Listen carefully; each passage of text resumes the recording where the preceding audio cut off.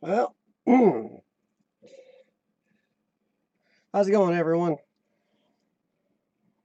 What's going on tonight?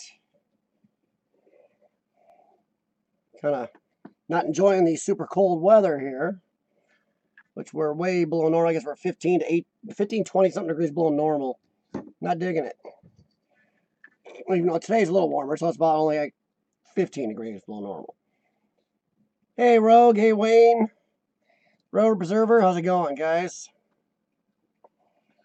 How's it going in your corner of the world? I know Rogue isn't much different than me. His weather's about the same. From what Urbex said, their weather's not much better over there than ours is. Um, Tonight we're gonna be reviewing when some more people come in. Sorry, Xplore Fever. We're gonna do 2 videos from him because his are pretty short. I think he'll answer some questions. We've had some from some of the newer explorers on here, and I know I kind of like his style. He's a very busy guy. He's all over the place. Let's see. Just catching up. As you guys know, sometimes I have to look over. Hey, Chris. Xplore Fever tonight, Chris. Partially is going to be in answer to some of your questions because, and there he is, everybody. Xplore Fever, welcome. Thank you very much for letting us look at a couple of your videos tonight. I haven't had a chance to talk to Fred too much today. The videos we are going to be reviewing here in a little while is one he did of a school recently and of an abandoned Tasty Freeze. So in case he wants to know, so he knows, he can talk to you guys on the chat during the videos. Hi, Southland, how's it going? Brian E. Homemade bread. Well, that's interesting, Brian. Xplore Fever, when we do review your videos, you can say anything you want, make any comments, ask people questions in the chat. And just so everybody knows, I am working on getting it so when I review a video, I can actually have the person that made the video on the chat with me live to talk to. That hopefully may start next week. I may use Urbexy for a test coming up here sometime the next 3-4 days before then. So we'll see how that goes. But I'm not sure my encoding software will handle doing both. We'll see. Xplore Fever, the large school you ran into recently and did a good walk around and look at, and the Tasty Freeze you did also. I think each of them were within the last 5 days or so. We should tell you guys, he is a very busy boy. Urbexy, yes, thank you. Anybody see what Urbexy put in the chat? All these reviews are I ask, and the creators of the videos ask you to be honest and critical. If it's really a great video, definitely be specific on what you liked and about the video. If there's something you think that you didn't like, or you could use, that could be used improved on, or if you have suggestions. These are reviews meant to help out the creator and any of you that are just viewers of urban exploring videos. So please make sure you do, like Urbexy said, be critical and honest, and not just, if you do see something you think could use improvement or change or suggestions, do put those in there and let Fred know. And anybody else I review, including my own videos. Hey, Pajerico, Colliding Planets. And Colliding Planets is going to be coming up soon. Depending on whether or not I talk to Deb. I got to talk to Deb during the week. If it's not Deb next week, it'll be Colliding Planets. And then after that, probably Desertify. So that's kind of what we're looking at right now, guys. No train video. Xplore Fever, not that one. I saw that one, though. I'm not sure that's what everybody wants to watch as the train go by. But I got that one. What's the weather like where everybody else is at right now? We finally got And decently close to our normal. We're supposed to be upper 60s, low 70s this time of year, and we got to like 53 today. Yay. Tomorrow's only supposed to be like 45.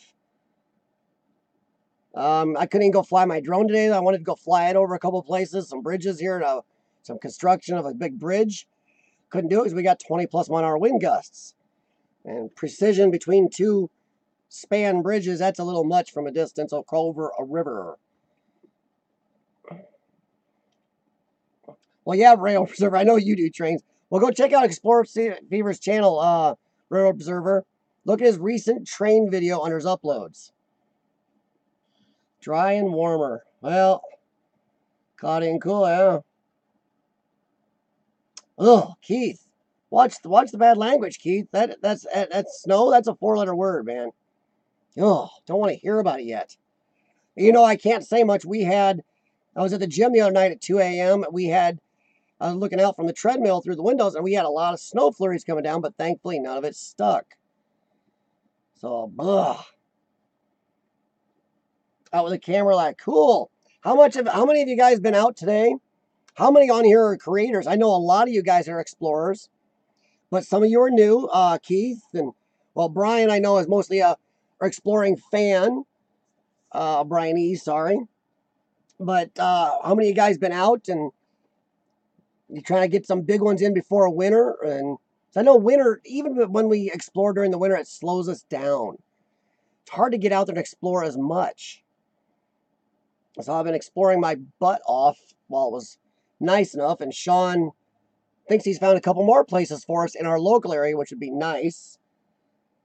I've had a lot of questions on Facebook and the channel, and even on my email about the trailer park me and Sean did a quick live stream from. And I did that little short music-y video of the quickie. Something new I'm going to do called Exploring Quickies. Thanks for stopping in, Yaya. I was interested in what everybody thought of those because I have a lot of pictures, tons of stills pictures I don't get to use as much. Also some video clips. And I wouldn't mind putting those together into a bunch of little quickies to be able to share and showcase a lot of those. And see what you guys thought of adding those in. It'd be a whole different section. I'd add them in as often as I could do those.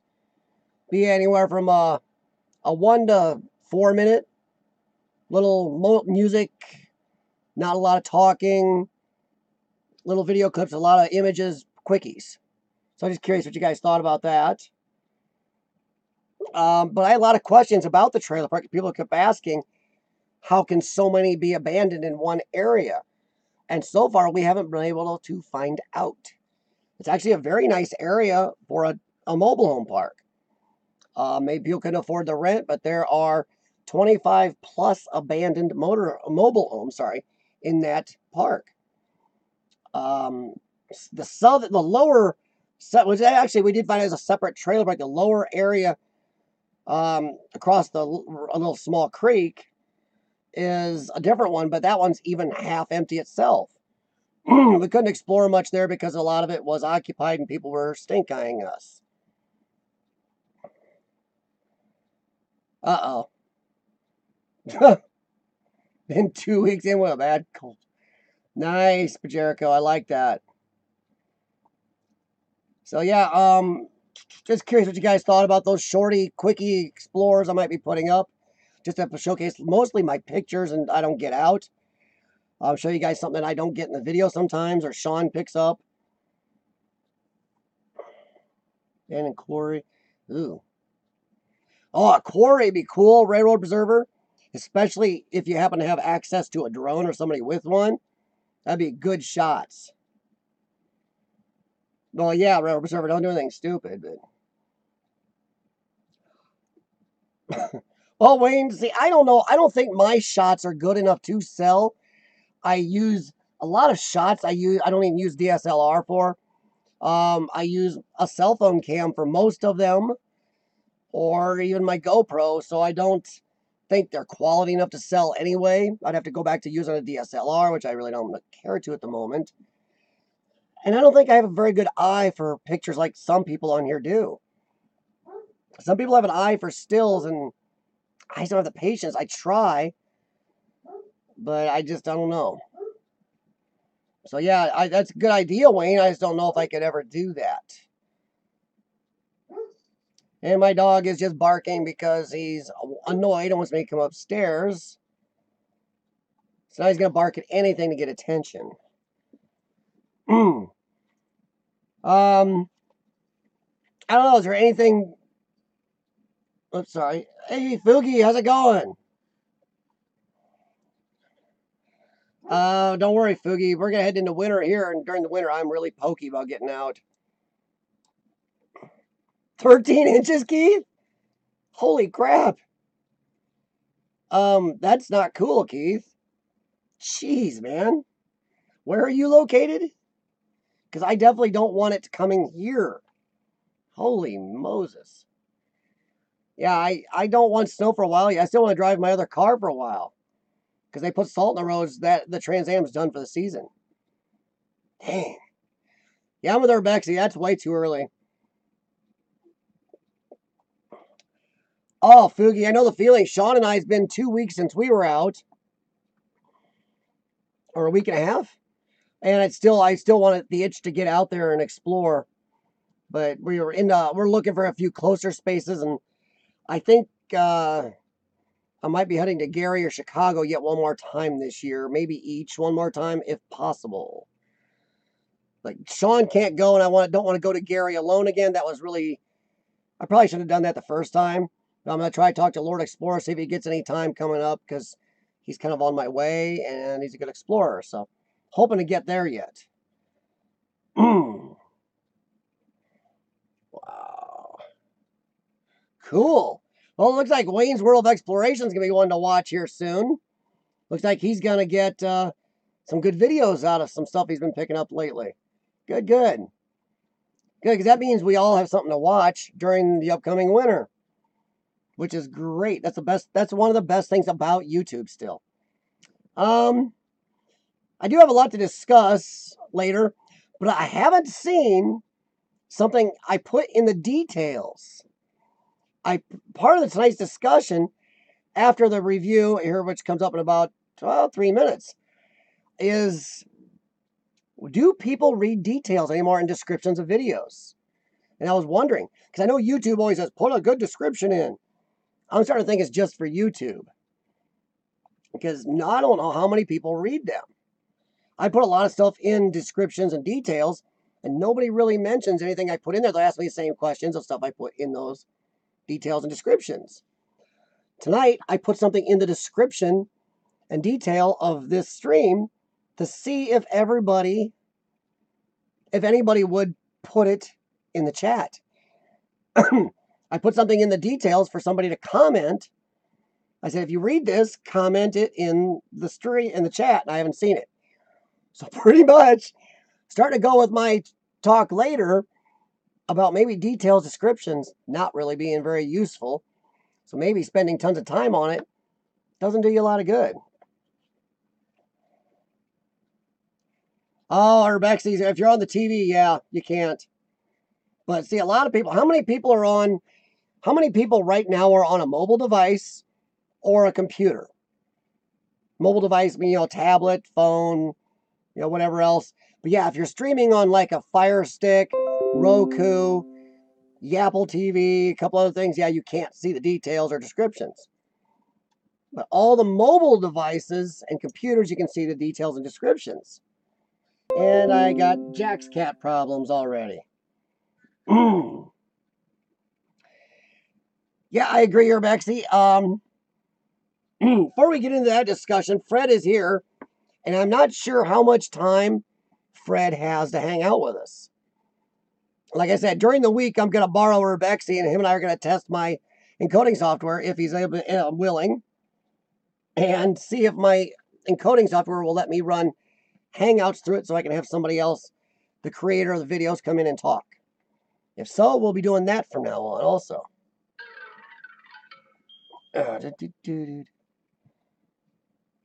Well, Urbexy, that might come soon, especially since my Roku has a keyboard app in it anyway. Sorry, I'm waiting for my cat to start knocking my pop off of here, so I'm going to try to hide it. He's being a jerk. You go to bed 8 p.m. And you're an hour ahead of me, aren't you, Fred? And so it's 7 p.m. there almost. So let's get started. I will flip over here. Fred, creator's choice. Do you want to do the school first or tasty freeze first? And I am going to do two. They are shorter, but I think they answer especially a lot of Chris Peck's and some other people's questions on here lately about what counts as an Xplore or what can you do if you don't have a lot of sites. Fred shows you do have a lot of sites. And if you see the camera moving, my cat is rubbing up against my screen. Jax, stop it. Turn the camera. I'm on the mobile. Yeah, colliding planets. You guys are late over there. For all you guys around the world to come on, I really appreciate it. I try to do it early as possible here in America. Because it's only like 5:45 here. Some people aren't even off work yet.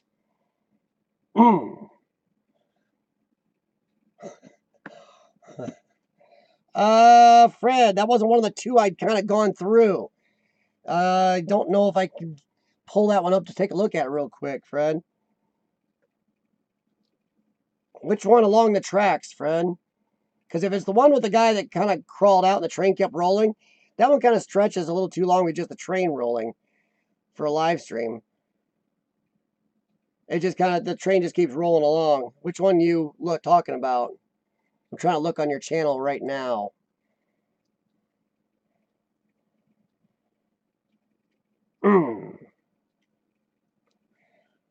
Old signals found video. Okay, thanks, Fred. Let me look at it here.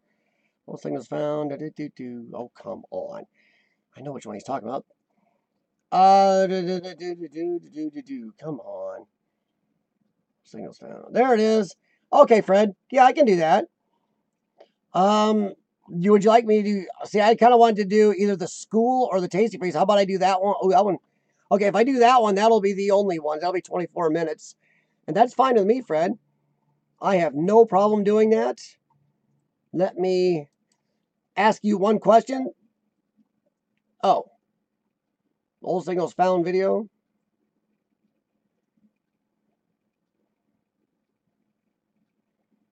Yeah, he does, Urbexy. If you guys check his channel, I'll give you a link here in a second. Oh, good grief.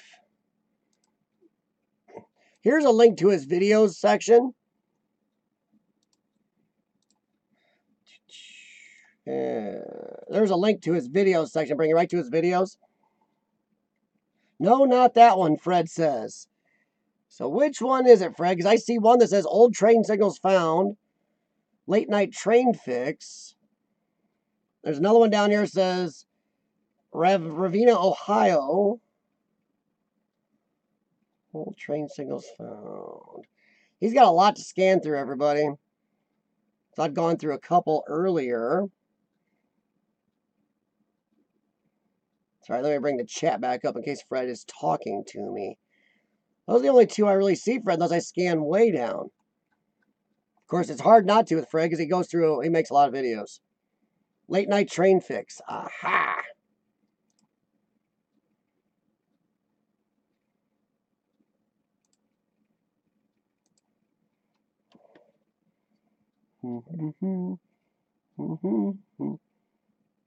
Oh, good grief. Come on. So it's got to be this one right there. Yep, that's the one, Fred. Okay, 24 minutes and 23 seconds. Old trade signals found. Yeah, I remember that one. Yeah, it's not a problem. All right, everybody, I'm going to pull that one up here. Give me a second. Half the internet's Fred's videos. Exactly, Urbex. See, that's why I call Fred the busiest urban explorer on YouTube. I mean, it's not a joke. He's all over the place. If you look at the sheer number of videos, it's really amazing how much he goes out and sees. I'm not sure the man sleeps. So let me get to my encoding software, pull that up.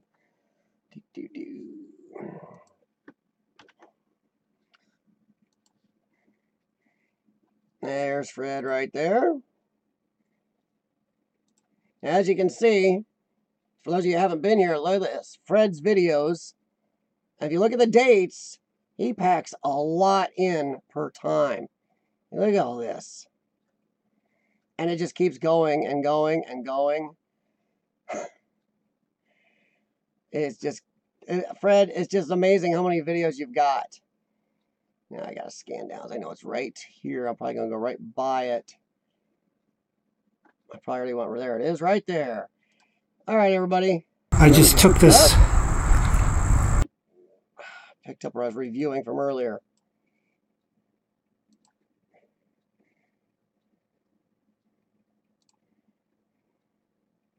Let me restart that here. Let me restart that with a word so you can see it.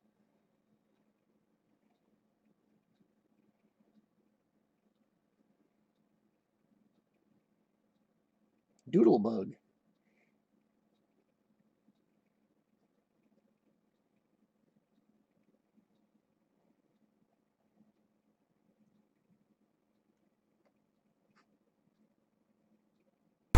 Hello everybody. Today is really a Monday. It's Monday the 1st of October. And keep tuned because I'll be going to an Oktoberfest real soon. I'm not sure which one, but I'll let you know. As I was turning around in this parking lot, I looked up, just watching where I'm going, and in the short distance I see something old, and I think it's very old. Check this out.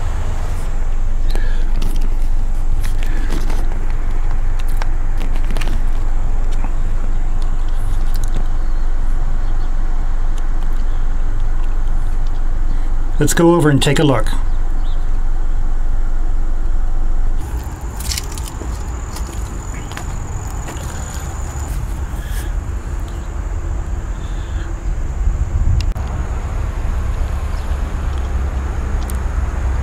Looks like some birds might have a little nest up there.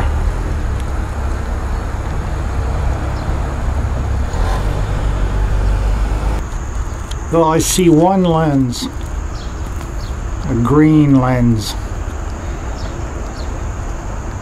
Now I think that was rotated like a clock dial. You move that light around, and depending on what position that it was in, told the train conductor what lies up ahead.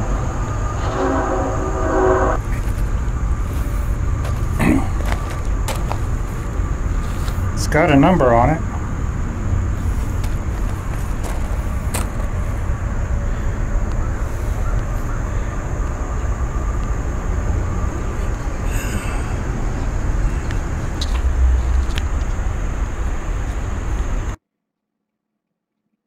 Now I guess somebody had to crawl up there to change it. It is facing a direction where I see no tracks today, but there could have been at one time. Looks like there was two sets of tracks here, one there and one here. This was probably a siding here. Unless somebody purposely rotated that thing while they were messing around. I think that's what they did. I think somebody was messing around and pushed it around a little bit, standing off of that platform.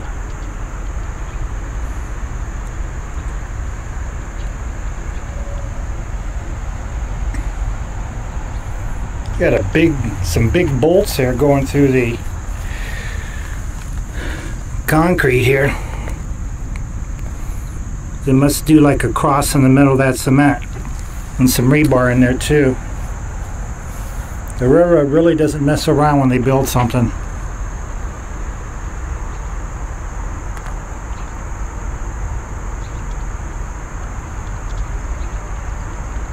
Looks like two of those lights were permanently in a fixed position, and then that other bar holding the other two lights is the one that was rotated.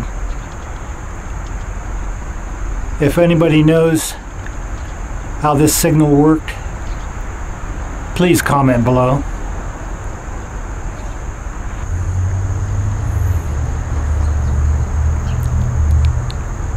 This railroad track line here is part of a short line that ran from Hudson, Ohio to Akron, Ohio.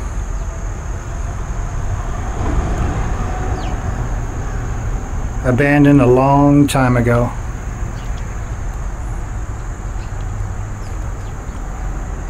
This is the railroad line where they had the train disaster as it was crossing over the high-level bridge. It ran into another train. I believe this was an interurban line. I don't think it did much freight. Maybe later on in years it did.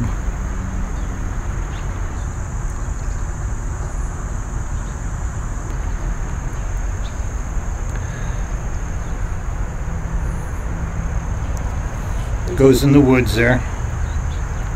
Let's see if we can spot anything else over here. Somebody has like a little park setting there. Going down this way a little ways into the woods. There's some old railroad track rails there piled up.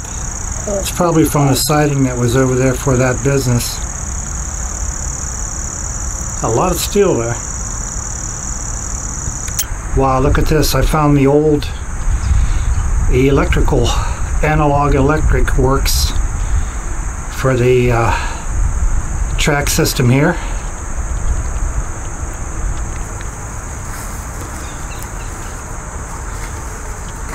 Too much left. Looks like somebody just tore everything out. Except for this down here. Connection bars. And this thing looks like a filter of some type.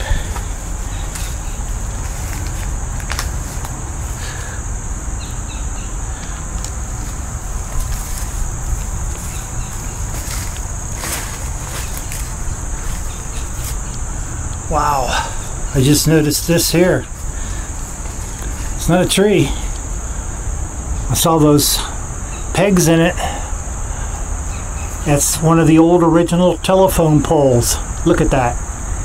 It still has a couple of insulators up there too, the brown type. Checking that out. Wow. Yeah, I just love finding old stuff like that. When I see it, it just like puts me in a different time frame. Just makes me imagine what was once here.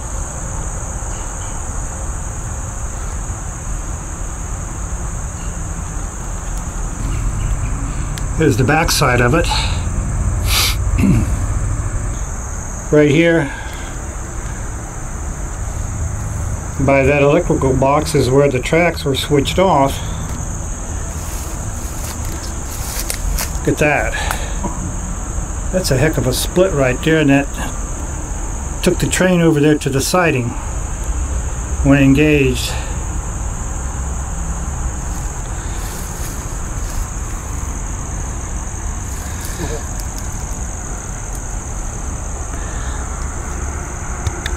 So, I don't know, this must have been done by electrics or hydraulics,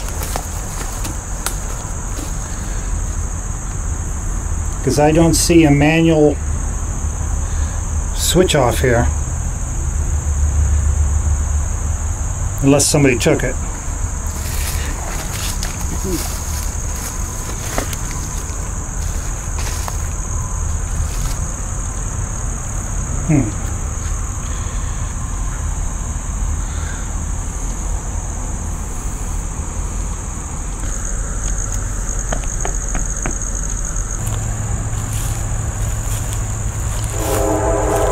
A lot of train activity in this area today.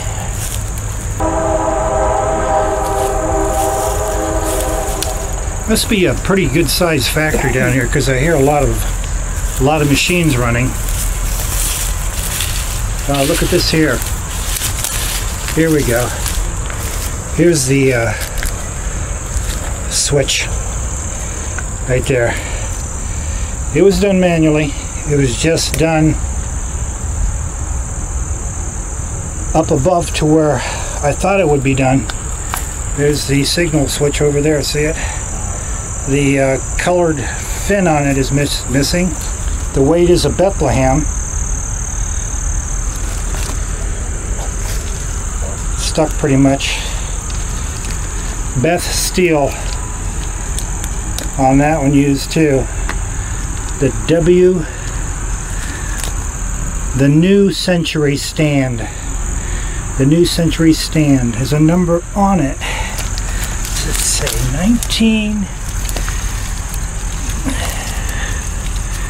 1983? Okay, I don't know if I'm buying that. That looks way too old for 83.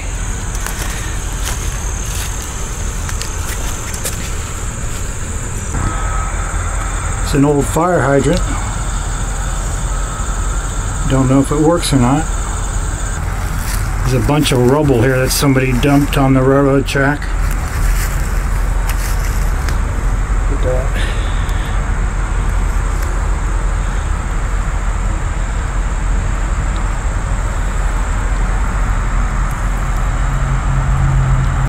Looks like some really old railroad ties here. They must have maybe had a siding here too. Real old ones.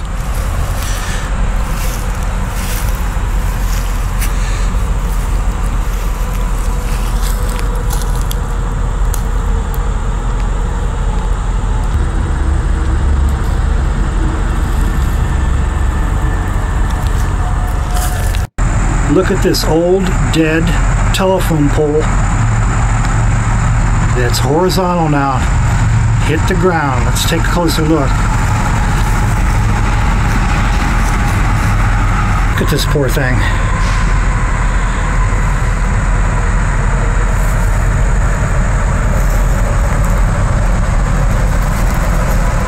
And just like the other one, it's located by an electrical box. There it is. A little bit smaller one, so there was a lot of activity here at one time, apparently. In a box there. There's a junction terminal box. Some old straps and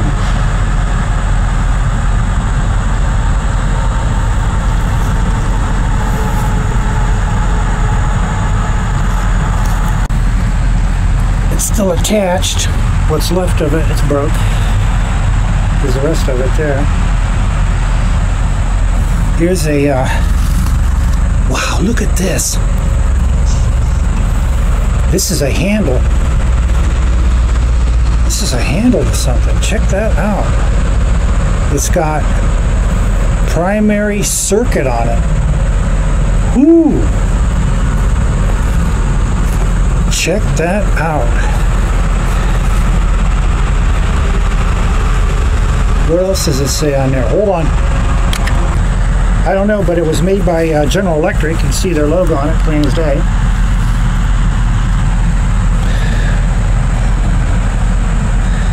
Had like a fuse here in it. A big fuse. Like a circuit breaker thing. That's probably where you pulled the current. You know, just pull it out, and that would shut everything down. That is pretty cool. You know, I'm so tempted to take that, but the rule of exploring is, and it will never change, if you take something, if you steal something from an exploration, all wrath will come down on your head and probably destroy your head. So we'll have to leave it here. It's a pity. We're going to have to leave it here. Let's take a look at the box here.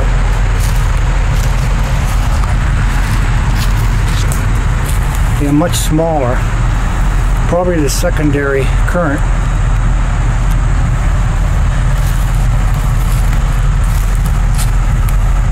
They're all marked too.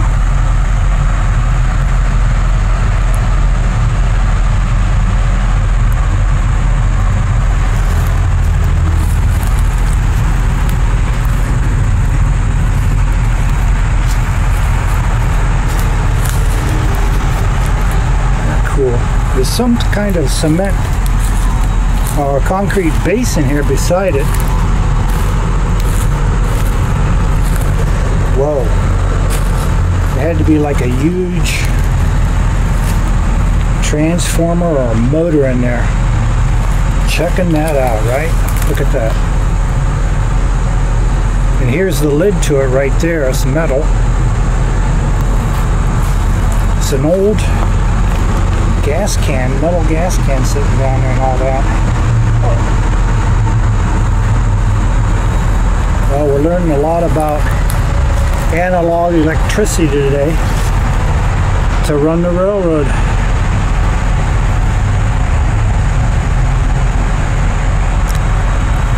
Now, you know what I'm going to say. Let's go a little further. There's another old dead telephone pole from the past.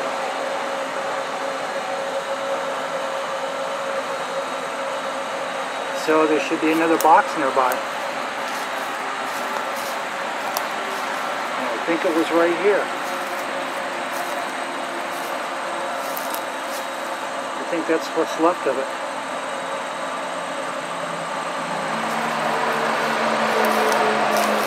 Well, here's the other box here. I guess that piece back there was torn off of something else. This box is a little bit bigger, similar to the first one.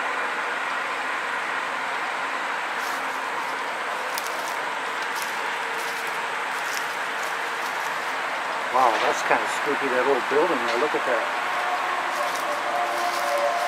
This one's been graffitied.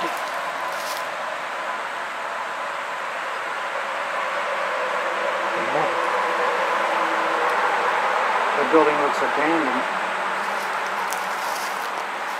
Here's another one of these concrete basins. Big electrical wires coming into it.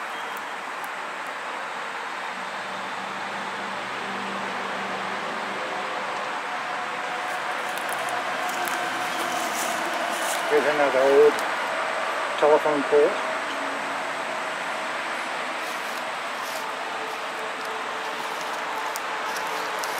Oh, look at this guy. Kind of looks familiar. Is that Brian from True Drone Reviews, maybe? Was he here? You gotta be kidding me. Well, there's something really important here in this cabinet because it is locked. Look at that. It's got a strange looking lock on it that has no key slot. It has like a little holes in it. And I guess you put something into it and it unlocks it. Now that is tamper-proof, isn't it? Something in there big time.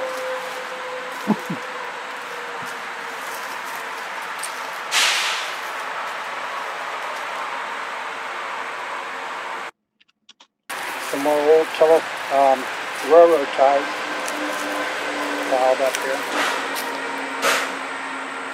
Look how close this is to the expressway. I never knew it existed. Isn't that a cool shot? There's some deer there. See the little baby deer? Very young.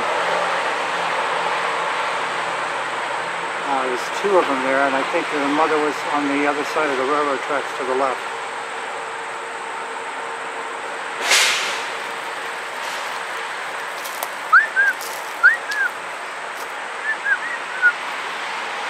Staying there watching them. I think that's the same deer that we got that abandoned house we're at recently. These lines have been abandoned years ago. There's the other one. See it? A little bit bigger.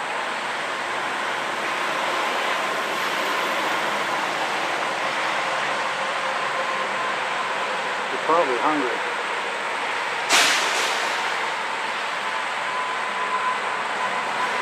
I can see him on my camera. You see that one over there, but this one here is kind of hard to spot. There it goes.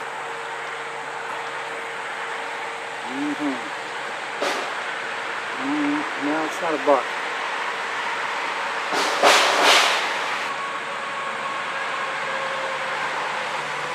People probably feeding him here. I think it has something wrong with its leg. See it hopping?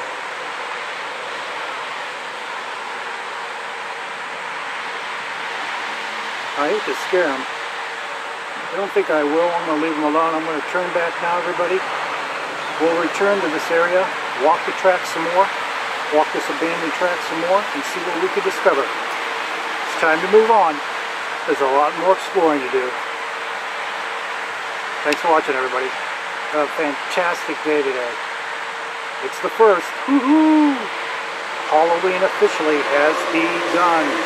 And Oktoberfest.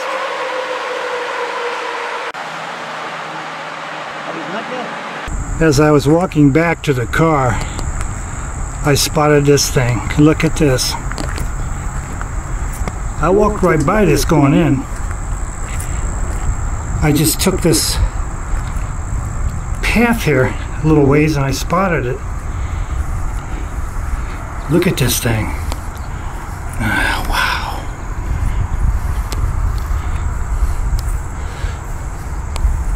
Look at that. What kind of light was on top of that, I wonder? Oh, that's adorable. That is so cool.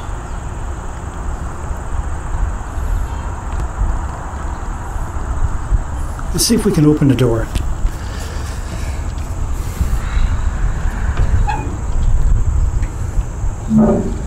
Wow, look at that. It's all still in there.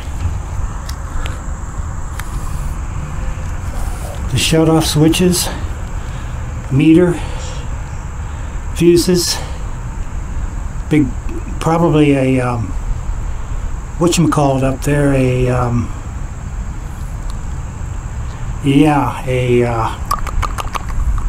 can't think of it now. It's got listed on there to cut off power going south. One must pull fuses, and that's the south feed right there. Capacitor, that's what I was trying to think of. It might be a big capacitor. Here's some of the fuses that were pulled right here. Both of them were pulled. These fuses were like the one that we just found previously. That was a cutoff fuse for that circuit down there. If you pull that handle out, come out with the fuse and cut off your current of electricity. They're probably a little bit bigger than those. It looked like a little longer maybe. And this is the north feed here. Awesome. Let's close it back up. Why that butter's down there, I have no idea.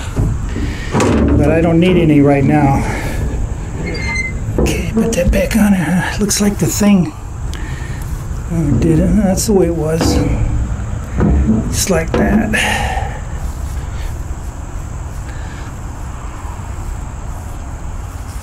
Just like that. Look at those wires coming out of there.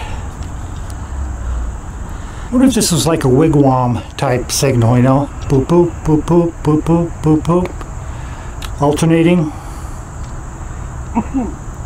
Right here by this road, which I'm sure was used quite a bit back in the day.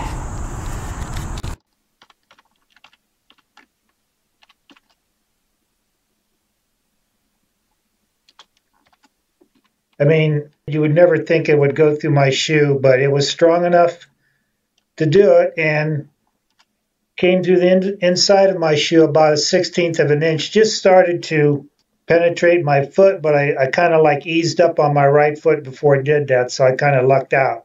I mean, look at this thing. See how it's disintegrating?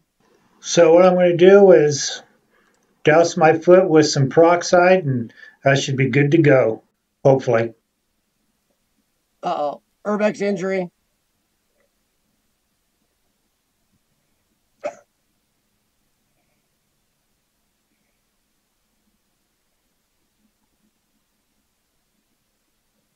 Oh, he's might be getting a little thin. Well, man. actually, this is what it was. Kind of faked me out. This is a piece of broken glass, probably from one of those long-neck beer bottles. My subscribers are the best in the world. Thank you all for watching, and new visitors, welcome. We'll see you all tomorrow with the Chapel Hill video. I return to Chapel Hill Mall undercover. See you then. Well, that is Fred's Explorer there. Got stabbed. There you go, Urbexy. Urbexy's right. You could use got stabbed in your title, get a little of that Get a little of that clickbait going on around. Urbexy and I have discussed whether my one video a while back at the abandoned retro mansion, if maybe I should put found dead body in the title and see what happens clickbait wise. Because I did find a dead body. It was a raccoon, but still. Maybe we all better try to border the clickbait, skirt the clickbait rope without going into the lie zone like a lot of them. I don't know. Banning Yesterdays, how's it going? So what'd you guys think? Wayne did have one suggestion. Fred, maybe bring some of the background sounds down a little bit if you can. Edit those down a little, maybe a little sound leveling, a little normalizing, and bring them down a little because for a while there, if you're watching enough to hear your voice, they do get pretty loud and almost drown you a few times. Other than that, I like the video, and it's cool how it just kept rolling. You kept finding more and more as you went. That's a good lesson to all of us. Don't just take the obvious and stop. Keep digging. And he dug in and just kept going and going. And he could have got some deer if he wanted. Had some dinner, found some butter to go with the deer. I mean, there you go. He almost hunted down his dinner. Oh, Xplore Fever. How? Do you use editing software, Fred? Because a lot of editing software has sound, a place where you can edit the sound. On my editing software, it's you go under filters, and then audio, and then it's normal. You normalize your sound, and it levels everything. So there's not the big highs and lows. So I'm not sure if you use any type of software. If you're doing it on your phone, once again, I give you all kudos if you're doing editing on your phone because I can't do it worth a crap. And if you are, it's hard to do. Okay.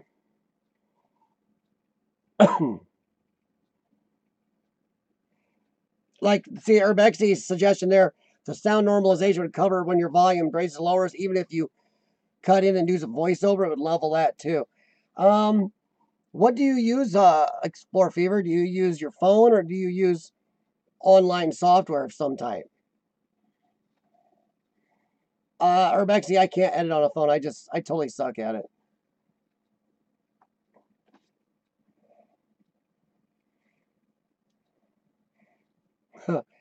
Hey, Rogue, I don't know if you find what Fred found in a parking lot. That'd be great. Do an abandoned probably see what clicks on it. Yeah.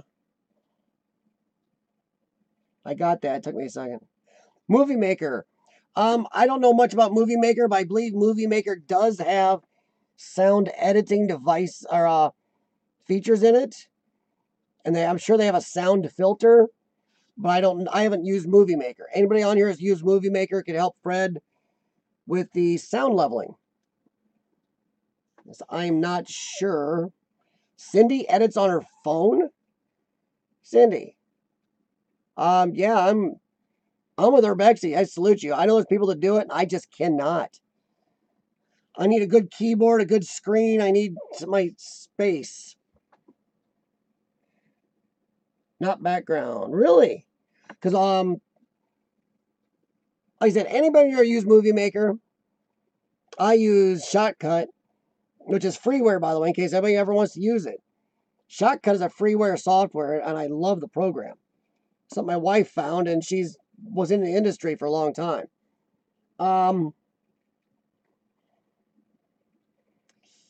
Geez, Fred, I don't know. Most of them have something where you can go to filters, sound, and then something called normalize. And normalize is a way of making all the sounds kind of an even keel, so one doesn't drown another out. But I'm not sure about Movie Maker. I don't know if Urbexy, he's more of the computer whiz on here. I don't know if he's used it, or if anybody else has. Let me see here. Wonder if it's something I can find.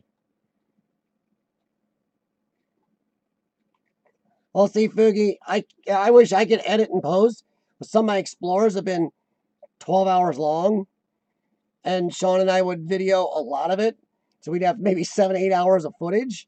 So you don't post 7, 8 hours of footage on here. And nobody wants to hear me and Sean tripping over stuff or or saying bad words because our batteries died early or something else, or I forgot a breathing treatment. We have to go clear back to the car so I can do it, stuff like that. And I definitely have to edit out me coughing going up steps. I have to take breaks.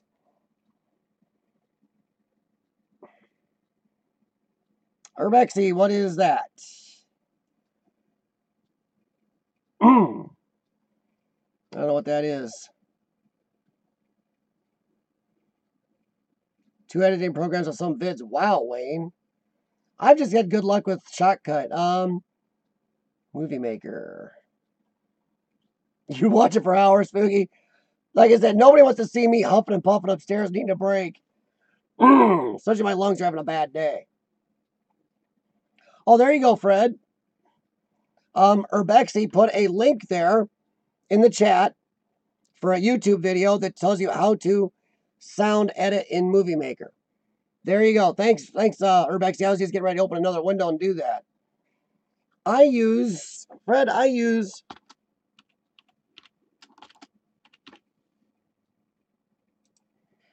that's what I use, Fred. I use Shotcut.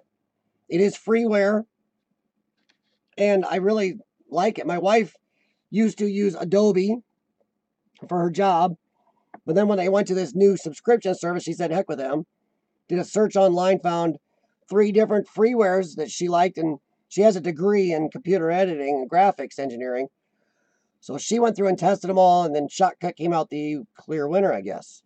So that's what she told me to start learning on and using.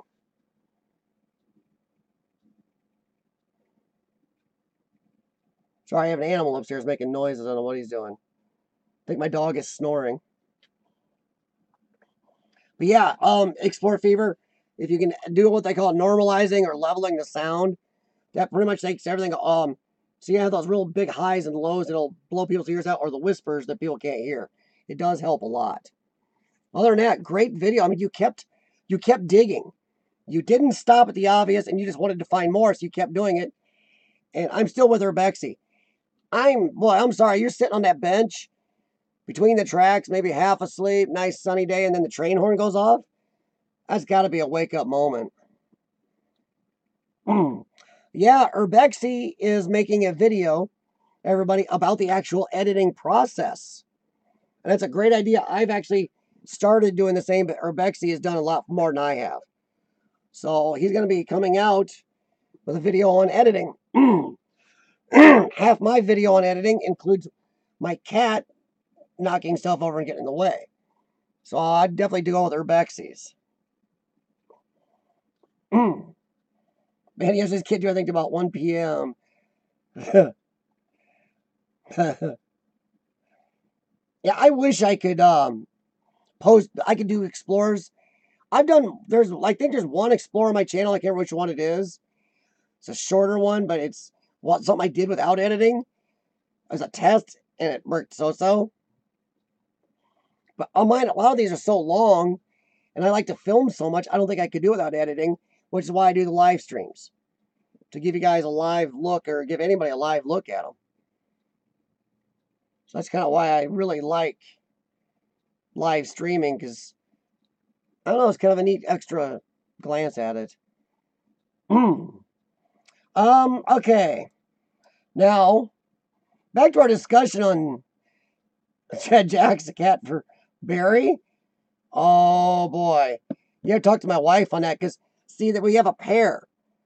We have Pepper and Jax, and together they're Pepper Jacks like the cheese.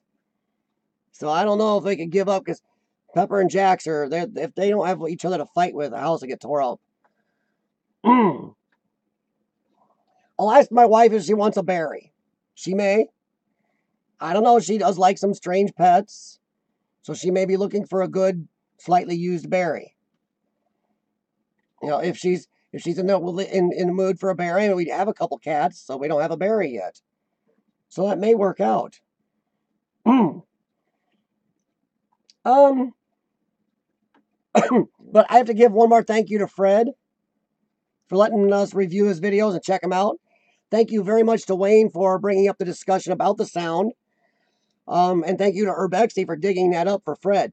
Because that, once again, that's what this is all about, is help us all put out better content and videos for each other to watch, for just fans of urban exploring, for friends, and it just helps everybody if we can do that. So thank you very much, Wayne and Urbexy, for that, and hopefully Xplore Fever, hopefully that helps you out, Fred, and you get some, it kind of helps your sound out a little bit. But man, I'll tell you, if anybody goes to Fred's site, his channel, and the link will be in the description at the end of the stream, and I can post it again on here if you guys want it, but he's got videos. And for those of you like Chris Peck, you're new to exploring, Chris. I don't know if you're still on here, man. Chris has asked a lot of questions, and so some other people, about what is urban exploring? What does it have to be? What can it be? Well, just look at Fred's channel, guys. Fred does a whole range of stuff, and almost everything on there falls in with the range of what I call urban exploring. I don't know, he drives around looking at tons of places, and he finds tons of places. He's taught me about a restaurant chain that now, as a child, I remember. There's a used car dealership in my area with a sign, this weird square looking sign. Oh, not a square, kind of a weird shaped sign that spins slowly. I remember being at a restaurant as a kid. Well, Fred showed me, he found it in one like it in his Explorers and named the chain. It's an old Italian fast food restaurant chain from like the 70s. Now I remember, I went and looked it up. So see, Fred finds tons of stuff like that and taught me that.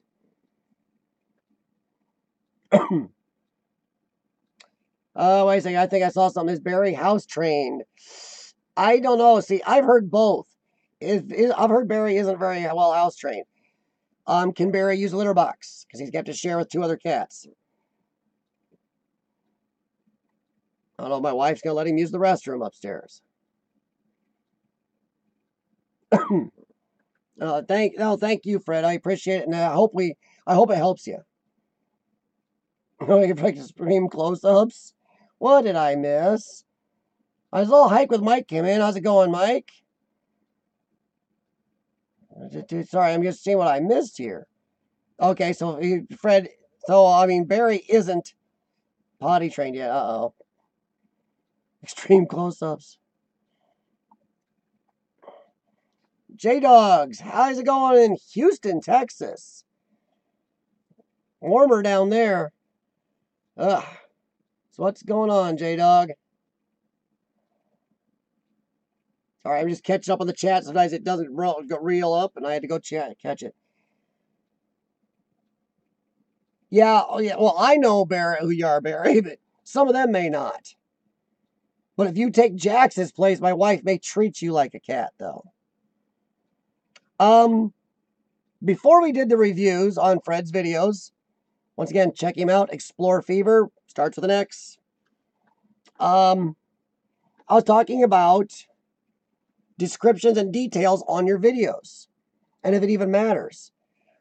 In my description details for this video, I did a test. I put something, if you read this, comment a certain phrase in the chat, and I will know you read the description or details. So far, nobody's commented that phrase. So that leads me to believe that possibly, no, the descriptions and details aren't read by most people, just like Urbexy said earlier.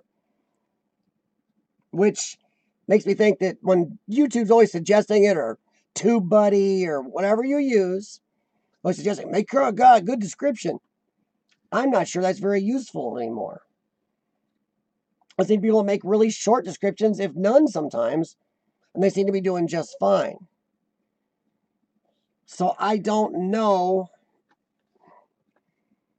how much time you should put in them, because, like I said, I put in my description details talking about tonight's stream a phrase asking anybody who read the details to comment. Haven't seen it. Now, do you think it still needs... Well, yeah, you cheated. You went and looked at it now, Urbexy. Well, Rogue, well, I thought, I didn't know if you were using hairspray that day to light your fires on your stream. J-Dog, I agree with you a little bit. Is there a prize? Yeah, Urbexy.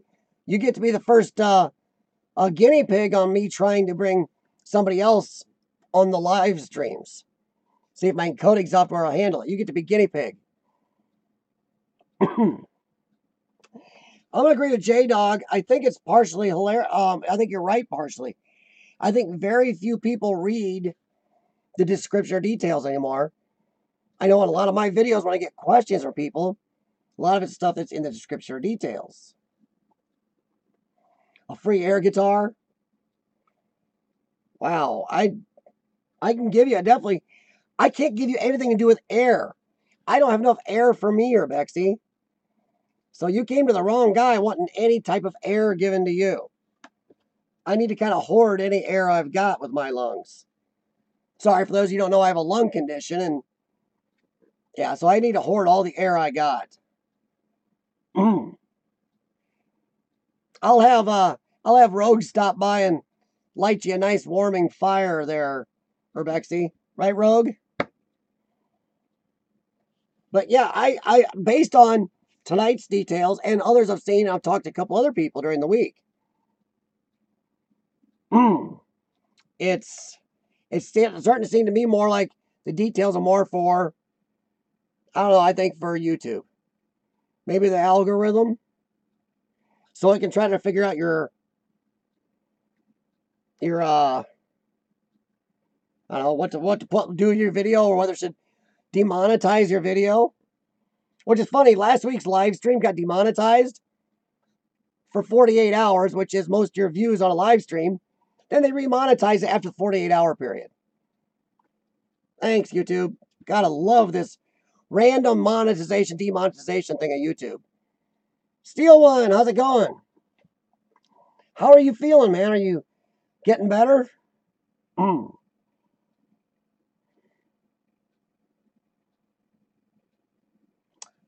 J-Dog, I'm having to agree. Honestly, I usually spend a good amount of time putting a large, detailed description, other people's links in and everything else, and then it doesn't seem like they really, I don't know. Much in history about location. Yeah, I try to, Wayne, but see, problem is you're in America, and there's a lot of places, even over in your country, that you can't put a lot of the history because, once again, you can get vandals coming in. Do I own an old school Firebird? Hike with Mike. Yeah, this is my exploring hat. I wear it a lot. I do own a Firebird. I guess it'd be old school now because it's a 2000. So it's 18, almost 19 years old. I have a 2000 Pontiac Trans Am WS6 Ram Air model with a 6-speed transmission. That's what I have. It's in storage in a neighbor's garage, and I drive it sparingly, but I do drive it. See, Urbex, he says.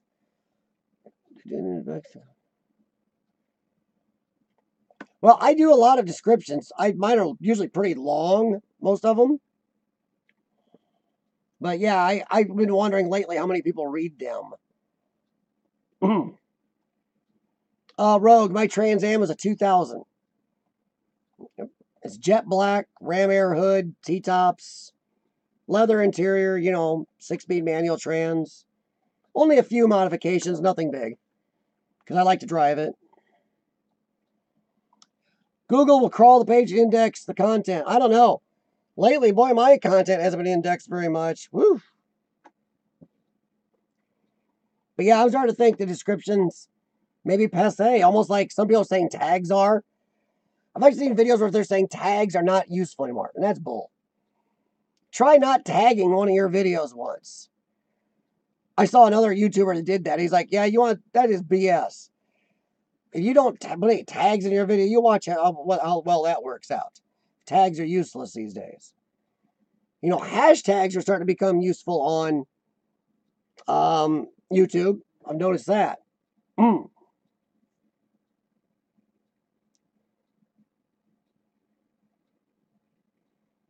Okay, yeah, J-Dog, that's good.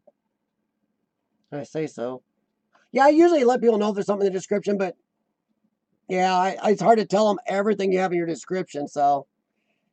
Oh, Rogue, tagging? Do you do all your video? You can do it on your phone. Rogue, I'm assuming you have the YouTube Creator Studio app on your phone, right? YouTube Studio app?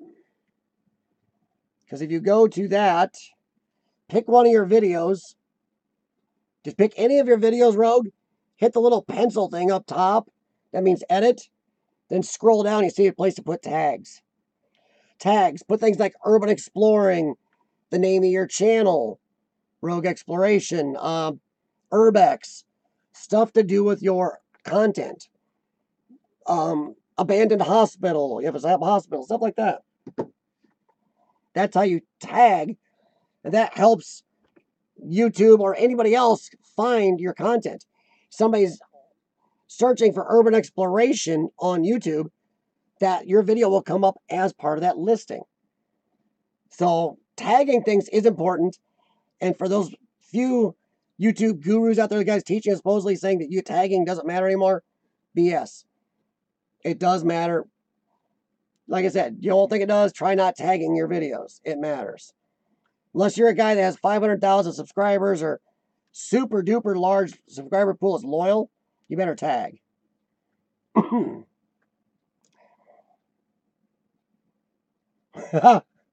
Yeah, Mike, I can do it too. Even a little hashtagging here and there.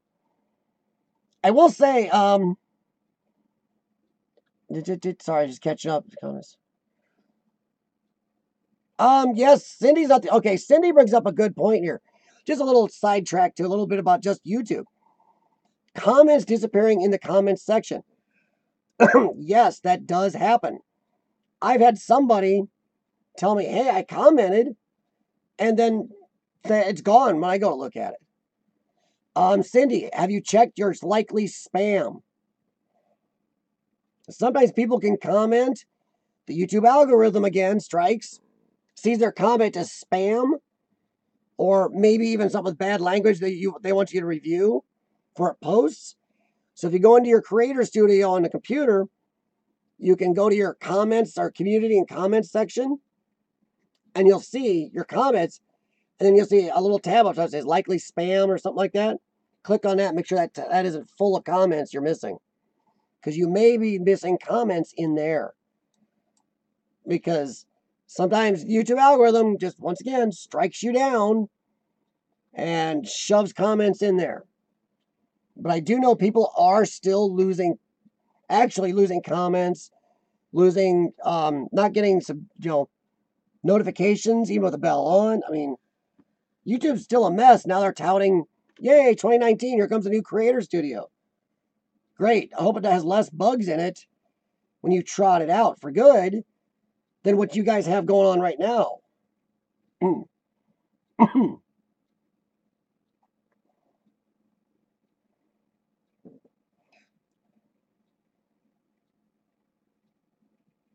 You didn't know about tagging, Cindy? Cindy! Yes, Cindy, it will definitely help. Even a little bit, it makes a difference.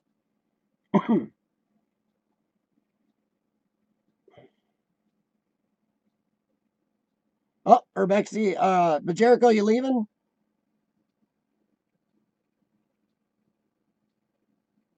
Yeah, Urbexy, if you can share the location, yes, make it one of the town you'll explore it in, too. Just gotta be careful if it's places you want somebody to find, which Urbexy and I talked about a guy sharing a site that me and Sean explored a year ago. He's sharing this openly, and it really shouldn't be openly shared, so... But I've had a talk with this guy before, and he doesn't seem to care. Thanks for coming by, Pajerico. Have a good night.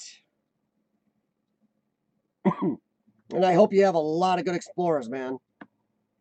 Even though it's like shooting fish in a barrel for you. Oh, man.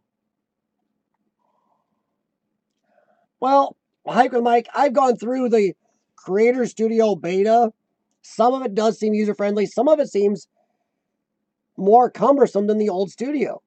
The old studio may be straightforward. Some people may go, not enough analytics.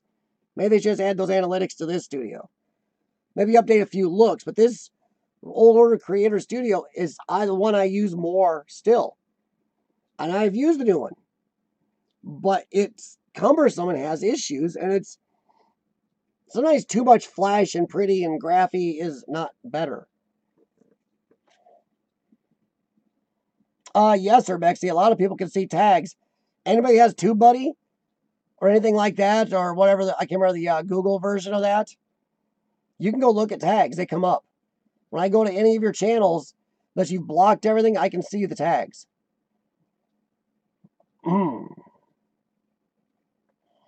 So yeah, it definitely, the tags are on it, it can be seen.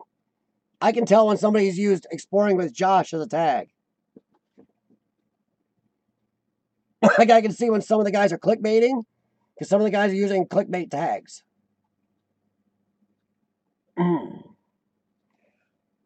Like I said, Urbex, make sure your comment for some reason didn't get spammed. Now, Brenda G, whose videos I watch, she comments on my videos. I never see her comments. I always have to go to that spam file, because for some reason, no matter, I've told YouTube not to, all her comments go in my spam, so I miss her comments.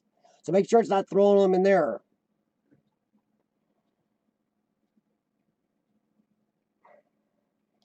Anyone explore anything haunted? I'm not as much into the haunted stuff, so you'd have to ask everybody here, Chris. TubeBuddy is not an app you can get on your phone yet, I do not believe. It is a add-on you can get on your computer, laptop, whatever, desktop, laptop, and it is handy, but it's not the end-all be-all people say it, make it out to be. Like, the titling on TubeBuddy and the Google version, which I keep forgetting the name of, they keep trying to tell you how to make your titles better. If you follow that, and I followed it before, it says, this title's amazing. It isn't. It sucks. But it does help with your tag tools, does help with tag suggestions, histories, helps you make sure you do all the right stuff for your video, do a good thumbnail, everything else. But it really, I'm sorry, TubeBuddy sucks on titles. I had a title of a video, and it was one of my better videos, that it said 98% green. Wow, this is amazing. Great title. I put that up in that video, got almost no views for 72 hours. I took that title down, changed it to just whatever Joe Schmo title I could make up. I got views. I've had that happen before where TubeBuddy says something's great on title. So be very careful with TubeBuddy on titling.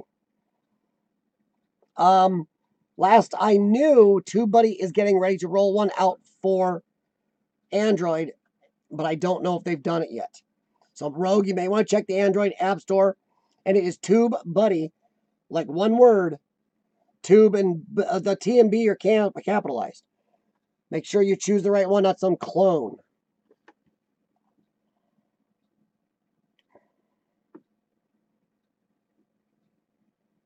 Yeah, exactly. Thank you, J-Dog. Yep. Yeah, exactly. That's how the search engines work, is your tags. And your hashtags, too. So remember that, people. Hashtags are usable now on YouTube, even though I hate the whole saying hashtag.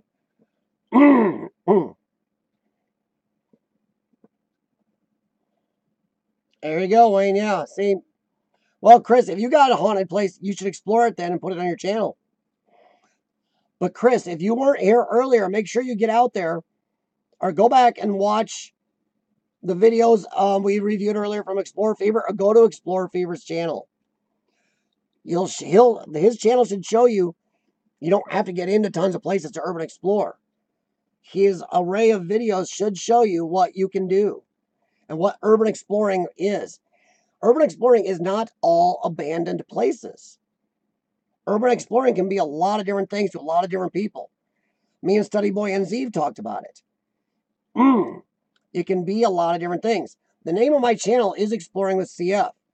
I do focus on abandoned, but I have a video coming out soon of a tour we took of a World War II, the only in-service United States military, World War II tank transport boat. It's amazing. And I'm going to do a video of that. And that's not abandoned, but is an exploration to me. and a piece of amazing history. But I give myself an out what's called an exploring. Some people call themselves abandoned explorer. Well, you're kind of stuck. But I do focus on abandoned, which kind of heavily. But Chris, if you got something else, go for it. If it works for you on your channel, don't have to pigeonhole yourself. J-Dog, you are 100% right, and you are on fire tonight, man. J-Dog is right. TubeBuddy cannot replace human creativity. Too bad I don't have any of that creativity. Because as I've told Urbexy and a few others on another Facebook page we share, I suck at titles. I think my titles are the weakest part of my channel. No joke. I just can't get titles right. My thumbnails, I think I do great. You know, my own arrogance, I think I do great on thumbnails. My content, I think, is decent or slightly above average, I think. I don't think I'm up there with some of the big guys, nowhere near like, you know, Proper People and Broken Window Theory and people like that. And Pajerico's videos, I'm sorry, I put him up there as very high quality. But my titles, I think, are my biggest weakness. And I can't get them right. So just to let you guys know, if any of you see any of my titles and you got a better suggestion, please. I'm not a nutty jerk about my titles. If you think there's something I can try seriously, then you look at my title and go, wow, that's good, but I wouldn't have named it that. Let me know. Yeah, exactly, Wayne, it does. And exploring with CF, people go, oh, there's a lot of the exploring with channels are dead. I chose it for a reason. CF is my lung problem, and I'm exploring with it. Also, the exploring leaves me open to a lot of other things I'm interested in travel when possible and stuff like that. So yeah, like Wayne, yeah. You got to choose your channel for you. Fugi, the new IT woman. Exactly, Rogue. It is always interesting. And that's the neat thing about urban exploring. It leaves tons of room. Some people urban explore historical sites. Some people explore, you know, national forests. Some explore abandoned buildings. It leaves you so much. Stevers B, how's it going? Oh, no problem, Ryan E. Thanks for stopping by, man. Hope it's tasty.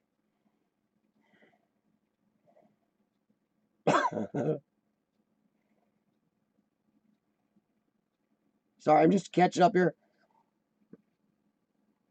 So, Urban Explorer Steve, how's it going? Stevers B and Urban Exploring Steve. What the heck?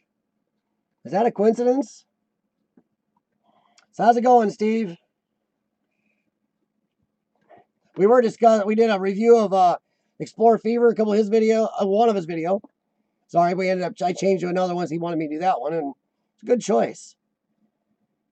Same person, I thought so. The symbol and everything looked exact. I thought you just changed your name a little bit. Then we discussed whether tags and descriptions are useful.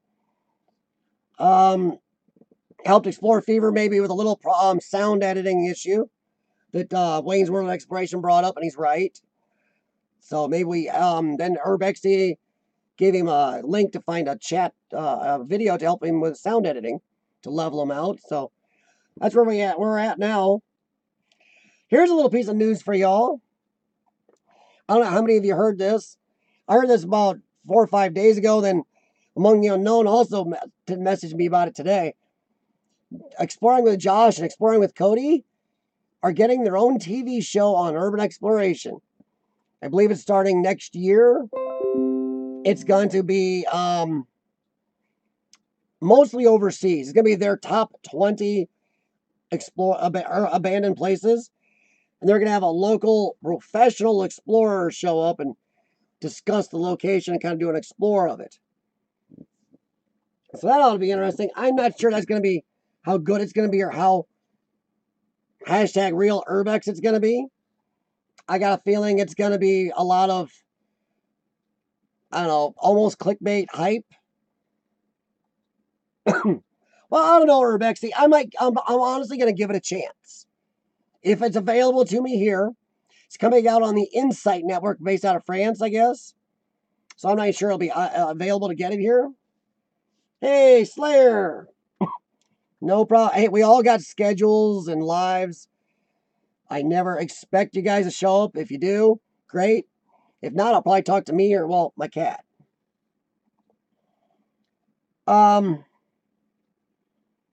It's... Sorry, I lost my track there for a second. But yeah, I'll give the Exploring with Josh TV series, him and Cody, a chance. I just got a feeling it's going to be these ultra grand places that a lot of us will look at and go, well, is that really urban exploring? Well, it kind of is, but also it's the same ultra big flashy spots that makes everybody think that's what urban exploring is only. And I'm not sure it's going to help us or hurt us. Steve, I agree with you, but like I said, I'm going to give it a chance. Yeah, Urbex, I don't watch Josh's content anymore. A lot of the big guys I have stopped watching. Too much clickbait. They started rearranging stuff, started breaking a lot of exploring rules, yet they say they follow exploring rules and they don't. Too many buildings. There's no dust in them. Power, water, PA systems work. Then Josh came out recently and told everybody he always gets permission or pays to explore the sites he's been in. You know why he said that, don't you? Because it's upcoming TV series. It's a liability thing. Which is crap, because we all know when he started out for years, even now, there's no way he's going to locate for every place. You try as much as possible. But I know for a fact some of the places he's been in, and I've been some of the places he's been in, and you didn't get okay.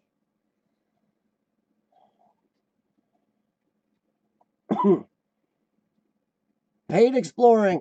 Hey, Wayne, I'll tell you what, if I could get paid for doing this, I'm not annoyed at Josh or any explorer out there for making money doing this. Making money doing something you love, that's amazing. What I don't like is when it starts crossing over into more of a theater or taking away from exploring that it doesn't, it doesn't help us anymore. Well, thanks, Slayer. I appreciate it. Yeah, paid exploring. I don't know. Technically, you call me a paid explorer. I'm monetized. I think I've made like $20. So maybe my videos have helped me with a tank of gas. I'm not ever, yeah. Oh, man, him getting a grand place. Yeah, see, Wayne, he's wrong. He's not paying to get into every place. The fact that he came out and said that kind of ticks me off. Yeah, Slayer. I mean, I don't have a problem asking permission to get into places. I really am about seeing the place, preserving the place. And a lot of people have asked to get into places. These are abandoned places they own. They haven't touched themselves for 15, 20, 30 years. So I have no problem asking permission if I can find somebody. Or if they're not going to be a jerk and just threaten me outright. But yeah, you can't get into every place with permission. I have bribed a security guard. So I don't know if you count that as paying to get in, but I have bribed a security guard or two in my life to get into places. Slip them a couple bucks, $50 or something. Here, let me get in there. So yeah.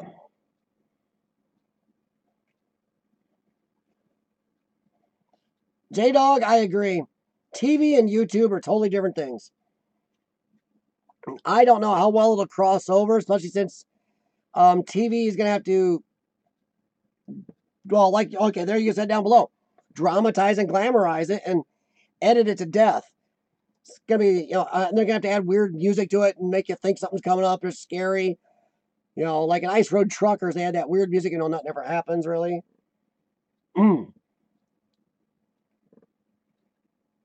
Explore.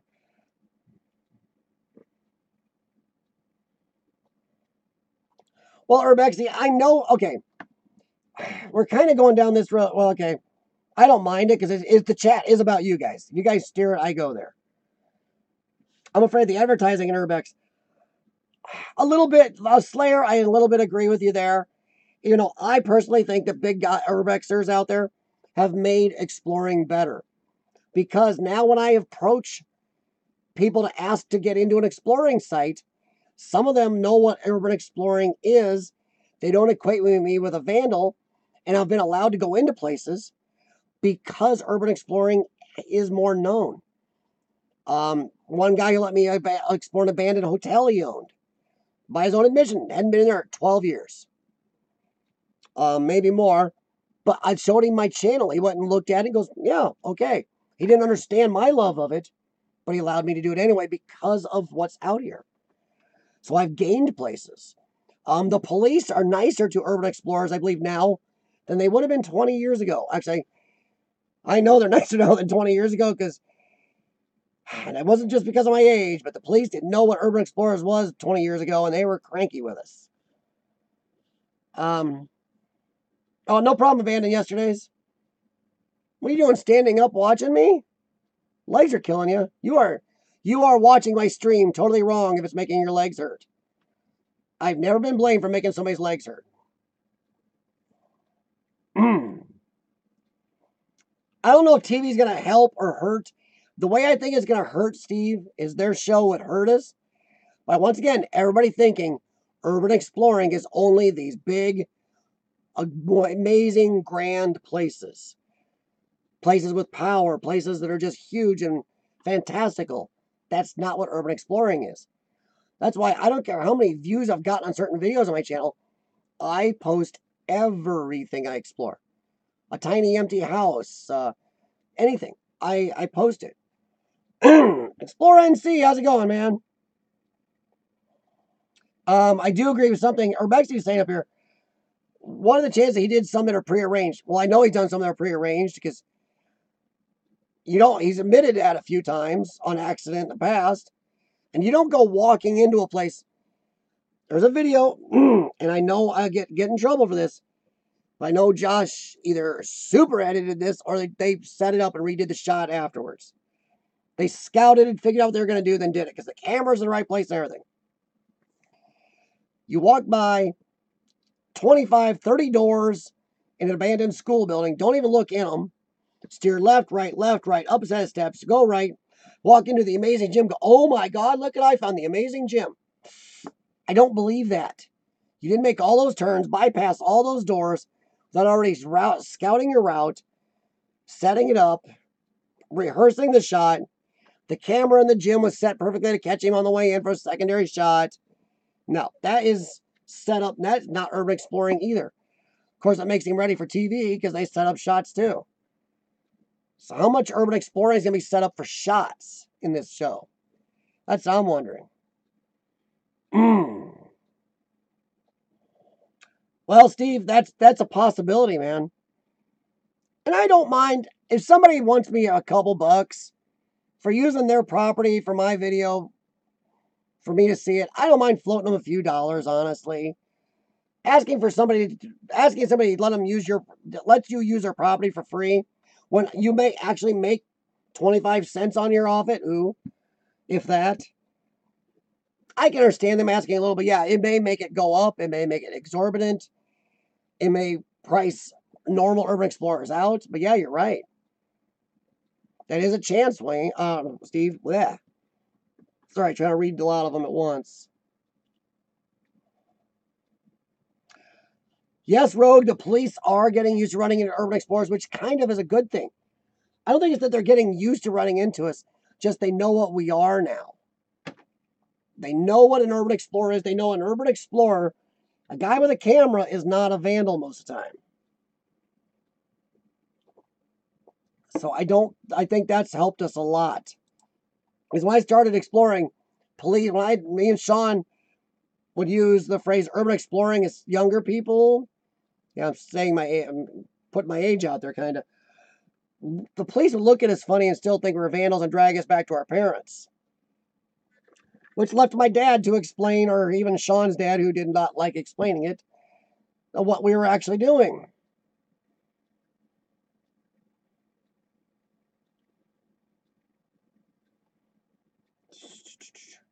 Ooh, Explore NC has been exploring 3 weeks. That's okay, NC. It's been like a week and a half, 2 weeks for me.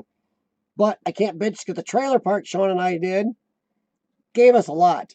I think we were in 16 or 17 different abandoned mobile homes there to the varying degrees. Some just dead stripped, useless, empty boxes. Others with varying degrees of stuff in them. The one we live streamed probably had the most. It's crazy how much is left there. I'm sorry, NC. Problem with UNC is not that the police got you, it's that the property owner complained. Me and Sean in the last year have been stopped by the police like twice, and they were really cool to us both times. The police at my local gym I go to know what I do. They've even suggested places for me, or suggested places to stay away from because the other officers there are jerks. So that's kind of cool, actually. I'll tell you what, Explorer, and see the abandoned mobile home park. If you ever run into one, everybody take it. It sounds goofy to you, but it's like having tons of explorers all in one area.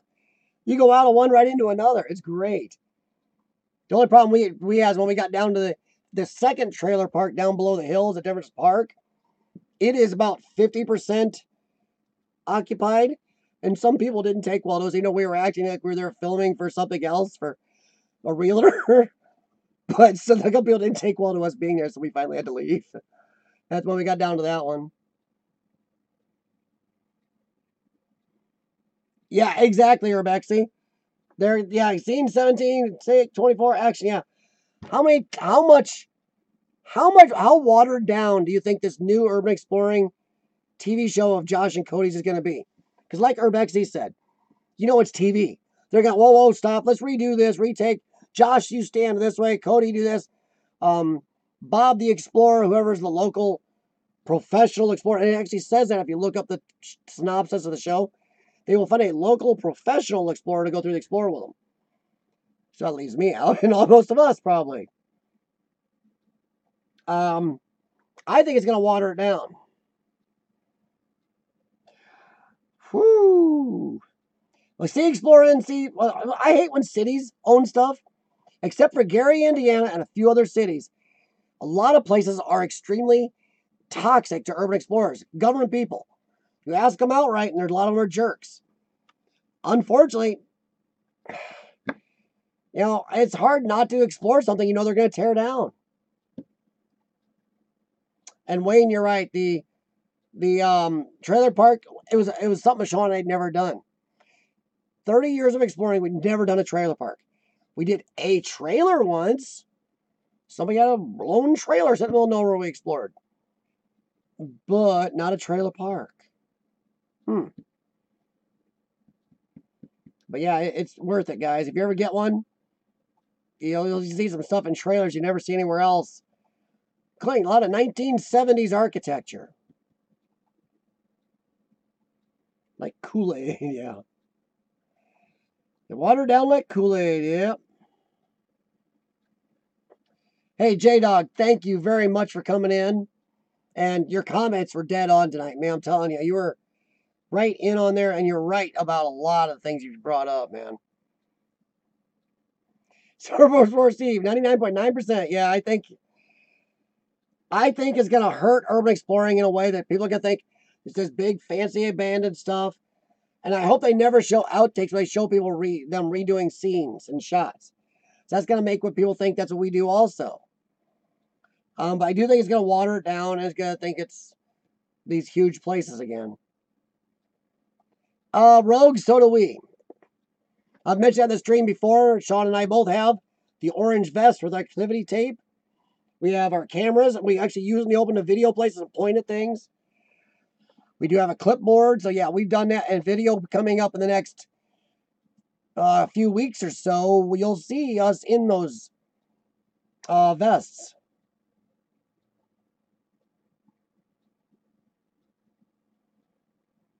Well, Explore NC, sometimes that's the way it is, bud. Sometimes just doing video from the outside then.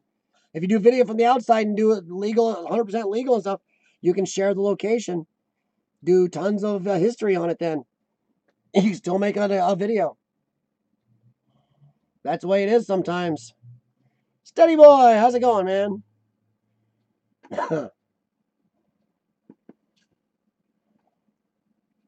yeah, Explore NC, I'm sorry, man. Cities suck. They do. a guy is writing, and this isn't, I'm not talking myself out. There's a guy writing a book about some malfeasance in the retirement rest home world.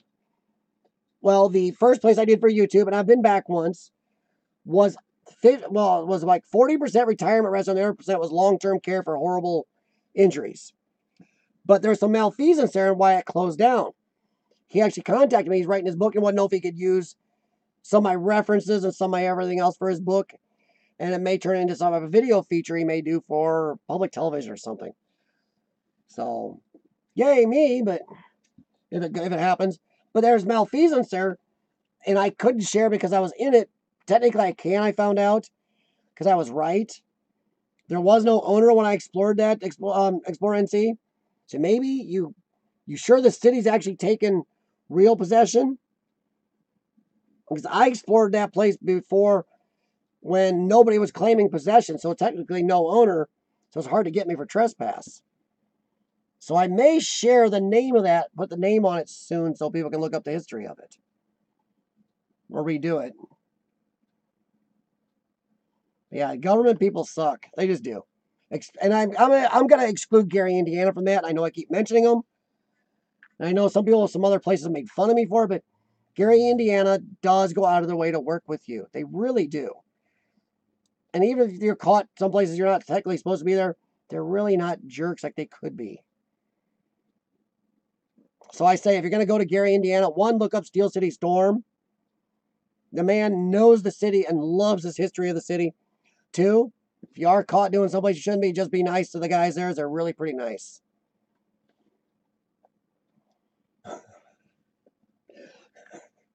Sorry. Cindy, you're still not believable with a clipboard and vest. No, Cindy, what you need is two younger guys with you, a clipboard and with vests on and hard hats, and you with a clipboard like your boss. Oh, jeez. Will Josh get a haircut? We can only hope. I mean, I got thinning hair, so I'm not going to make too much fun of his hairdo. I mean, he could donate some of that hair to me, so. Somebody pampering him before filming. Oh, man. Sorry, I'm still catching up. Josh's hair is bulletproof. There's only been a few videos in the past I've seen that stuff get knocked down. That sucks, MC. Well, hey, man, like I said, do whatever you can from the outside. Even stick your camera on a long pole over the fence and get what you can, whatever. If you got access to a drone, get what you can. It counts. Look at Xplore Fever's channel, man. He really, you don't have to get into places all the time. Do we prefer to? Hell yeah. I got videos on my channel just drone explorers. No way I could get in, so I did drone footage.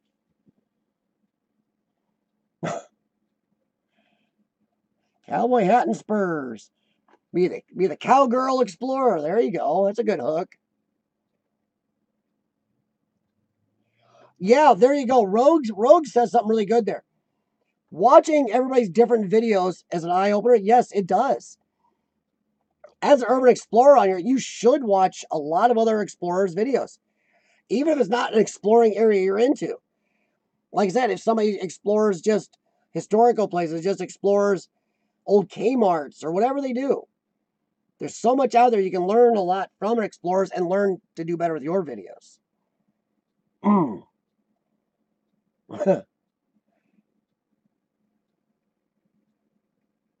He's wearing a hat now? Urbexy? Oh, man. He's Florenzi. 200-foot pole. Hey, I don't know how far back they had the fences, man. Well, Fugi, sometimes I wear my Red Wing boots anyway, my old shop boots on Explorers.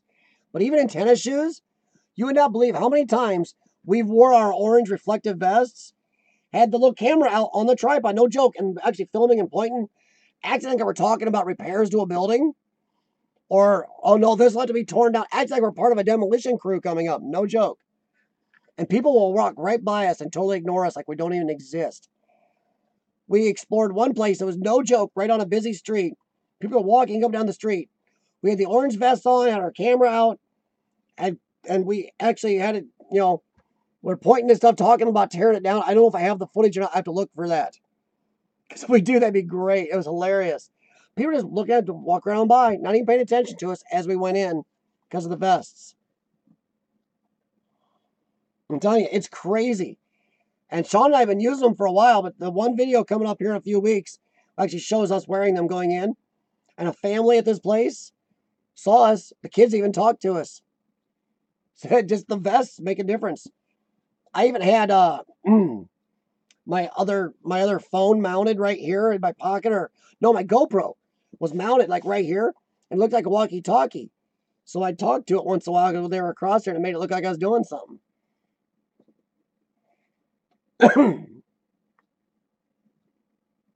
Oh, Explore NC, man, I know the feeling. It's hard to watch everybody, especially when you're trying to do your own. Rogue, yes, hide in plain sight. Sean is really good at mentioning that a lot. Sean always says, just act like you own the place. We just walk a lot of places. Walk right in plain sight. We don't duck, dodge, weave. None of it. We just walk in like we own it. Or like I said, we'll stand there with the camera out, visually pointing at something, acting like we're there to check out for demolition. We explored an abandoned house recently where the neighbor actually came out and talked to us, wondering what we're up to. We told him, no joke, that we go around looking at houses for possibly buying, fixing up, and flipping them. We ended up having a 12-minute conversation with her and her daughter. She would love for somebody to buy that house and fix it up. So sometimes not sneaking around, just being right out in the open. Or just go up and talk to a neighbor sometimes. Let somebody know you're going to go into a place, and sometimes they'll just turn their back and not, if they know you're an urban explorer, not worry about you. Woo, ouch. Explore NC, yeah. I guess that'll work, man. Don't wear a police uniform. Once again, then suddenly you are on the bad side of the police again. And that's one they won't giggle about. Well, don't dress like FEMA. Don't do police or government. You dress up like police or government official, you indeed poo-poo. Whew. No, Sean does not have a channel. Sean's just always explored with me. We explored together since we were like 14, 15 years old. And then off and on for the last 30 years we've explored together. Well, 30 plus years now. So nope, he doesn't have a channel. He doesn't really, he's taken pictures and some video off and on throughout our history of exploring. But like this part here, he doesn't really care to do very much. He'll do little bits here and there, but he just likes to explore. He pretty much lets a lot of this to me. Some of the footage you've seen and some of the pictures have been from Sean's cam. It's up to him. I let it up to him how much he wants to do or put out. The fact that we still explore together after all these years is fun enough for me, honestly. So, just unfortunately, he can't travel. You know, my health is iffy on the travel lately anyway. Pest control. There's a good one, Urbex. Yeah. You guys put a big fake bug on top of your car, pull right up in front of it, pull out tanks or something.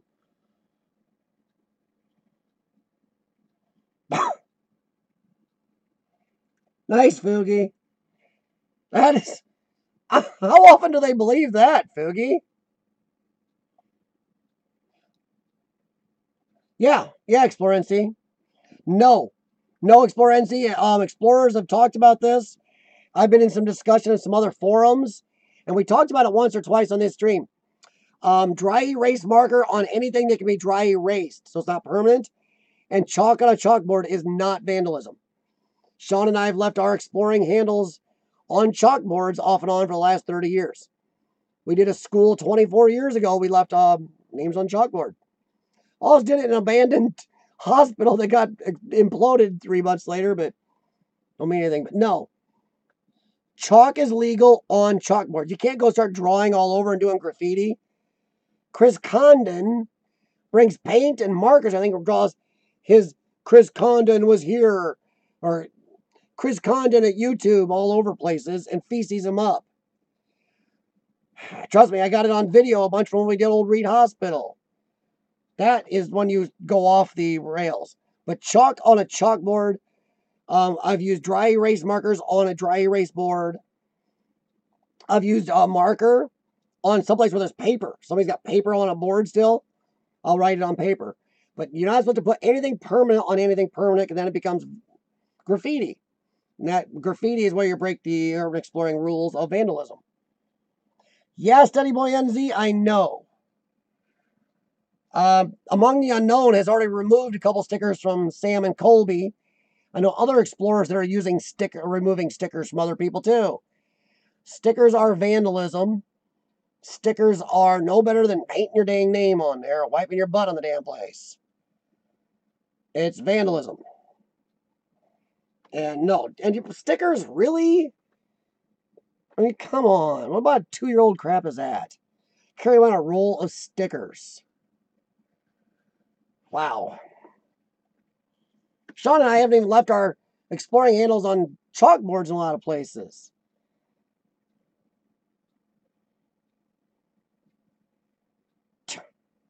See, Wayne, I don't know, Wayne, that's just too much. Stickers. Because then you get, like, plays 30 guys, and you got 30 stickers everywhere, and it kind of looks, I don't know, it looks ridiculous. And that to us here is vandalism. If you put it somewhere there, you know, it's not permanent. I know some of these guys put them on areas that's totally permanent and messes up everybody else's pictures. Leave a business card. Yes, Urbexy, I have had 2 people mention that. Except leaving a business card leaves if you have your phone number and every email address on that, may or may not be a good thing.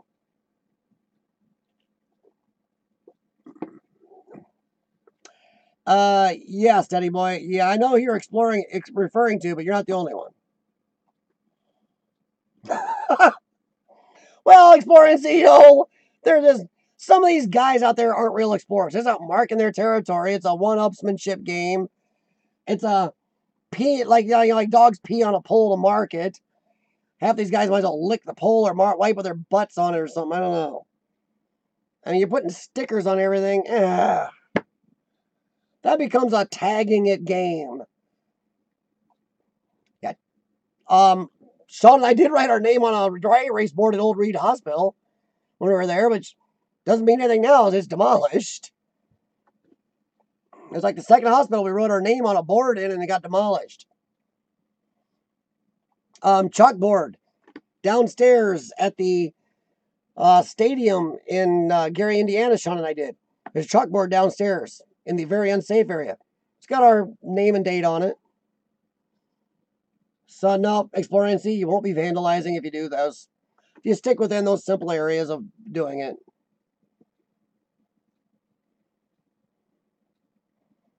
Now, over here, Wayne, the stickers here in America, the stickers are more rare. Besides Sam and Colby, there are 3 or 4 others that I know of that do it. And a lot of the rest of us, we see their stickers, we take them off. Among the Unknown actually videoed himself ripping one of the stickers off and put it on his channel. So, oh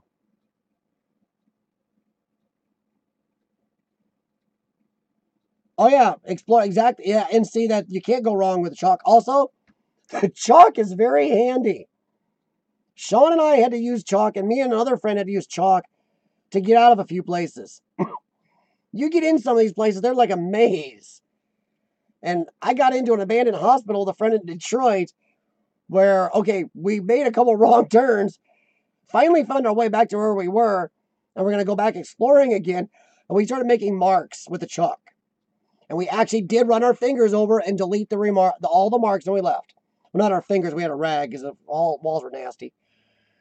So yeah, we used little arrows with chalk to make sure we got our butts back to where we started. Or we would have been lost in a very, very, very bad place. Uh-oh. Come on. Nope. Don't do that. Sorry, make it a neon board, yeah. Just carry a billboard. There you go. Well, that kind of gets rid of the part of the sneaking in at times. Ooh, Wayne, that's a good one.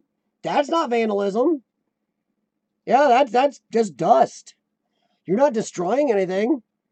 Even though somebody sees the cool old car and wants a picture, they got a Wayne World of Exploration in it. Which I would just pause next to your name going, dude, look who else is here. Yeah, we carry chalk and a dry erase marker both.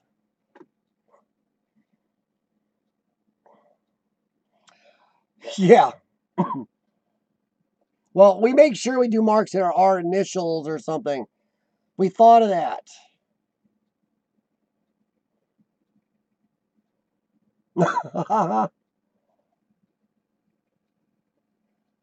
Nice.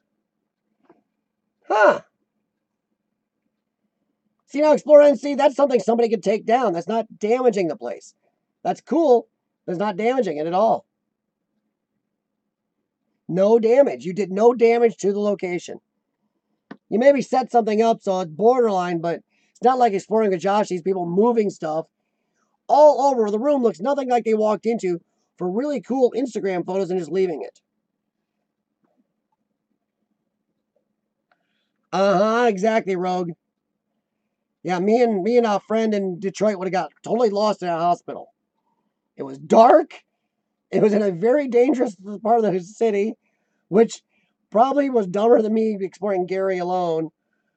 Like, yeah.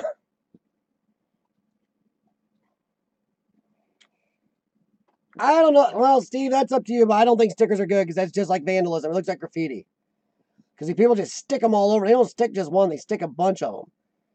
I've seen people that stick stickers and they stick 20, 30, or 40 of these things in one location. All over an Explorer. You walk down a hallway, there's a sticker. You can't take a cool picture because there's one of their stickers. They stick it on cool stuff that everybody would want to see. You found a really cool computer or something, and there's one of their stickers. To me, the stickers are graffiti. That's just me, though. If you're going to put one, some obscure place, maybe I'd be okay with it. But these guys stick them all over in obvious places. Oh, that's cool, NC. Yeah, Sean and I got to get business cards. I like Urbexes. Leave a business card. Or get special cards made that you can leave. Yeah, there you go, Fugi. There you Cindy stated really well about the stickers right there. Yep.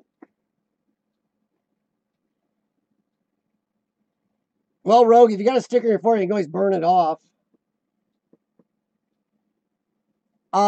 Study boy, I agree. And I have been in a place where Sean and I've taken pictures. We've gone back to look at our pictures, and there's stickers from these jack nuggets in our pictures. And that kind of ruins a cool picture at times. And there were places we've been in, we've seen stickers on cool things we'd want to take pictures of. Like screens of TVs or screens of computers. A couple of them put them on stupid stuff. On doors, on door handles, and these stupid stickers. Sticker eraser. I don't have to go clean it up after other explorers. I shouldn't have to do that. I'll just carry a bottle of Explorers to put down stickers eraser. Like I said, if you're okay with it, fine, but at least put your stickers in a hidden place. Don't put them out in the open, or it could screw up anybody else's love of the Explorer, piss off a property owner, or mess up somebody's cool pictures or video of the Explorer. Once again, you're supposed to leave nothing but footprints. That is one of the major rules of urban exploring. It's in the top 2 or 3. Leave nothing but footprints. You're leaving a sticker, you're leaving it. And that's a physical thing you're leaving. So you got to remember that.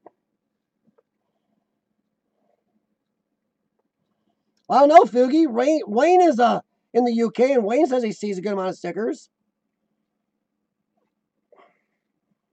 Red elephants. How's it going? Dude, nice avatar. That's really different. How's it going tonight, red elephants? And welcome. I don't even leave footprints. Nice. Hey, doesn't that make you nervous when you're exploring someplace? You're walking through and the floor is nasty, whether it's gooey or just dusty. You walk down a hallway and you come back and you don't see any footprints in the hallway, but you know you came down that hallway? That is like some hellish dust.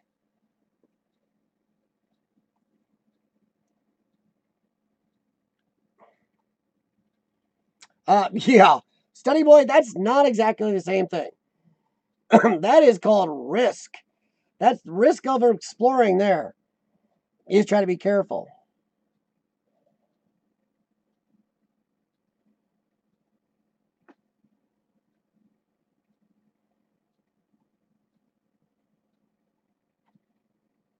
Well, Fugi, you and Wayne are exploring different spots.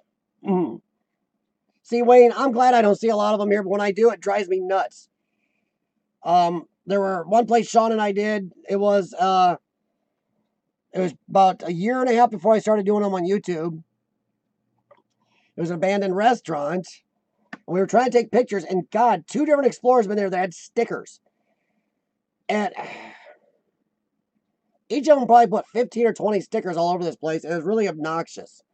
You couldn't take a picture or any piece of video or anything without a sticker on it. That's not exploring.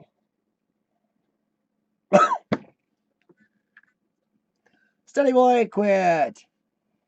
Say if I'm an artificial leg. Well, if that leg falls through the floor, Steady boy, and it's artificial leg, I hope it's attached good enough it doesn't keep going. Then you're stuck there with one leg in an abandoned building. That's not fun. CRT Productions, how's it going? Yes, graffiti is terrible. A lot of explorers you'll hear. I know Pajerico and a lot of others of the rest of us out there are just bothered by graffiti in places. And I mentioned a lot of my videos, just people just breaking, stuff for the sake of breaking it. I don't know why they just go in and start to just tear places up for zero reason. I don't know why that's fun. Yeah, Steve, like I said, I'm against stickers because I've seen when people do leave them, they leave a lot of them. They leave them in bad places, leave them in the open. They screw up my enjoyment of the place or other people's. They screw up other people's shots. And to me, it's like marking on, so it's like peeing on it saying it's theirs. Because they put it in places that screw up people's shots on purpose. It's like, I was here first, too bad. I don't know. Okay, Slayer. Rogue, if my health will handle it, I'm starting to get my health under some type of get a little handle on it. So I'm hopefully to test it. I'm hoping to get a whole Lord Explorers here soon. And if he gets a free time, I'm gonna try to test my lungs, see how they handle a day trip to either Chicago or Gary. If they handle that good enough, maybe I can disappear south. If not, Rogue, it'll be after I do a hospital stay sometime during the winter. Then I'll be able to come south and go explore with you. Maybe you and I will take off south a little ways for a couple days.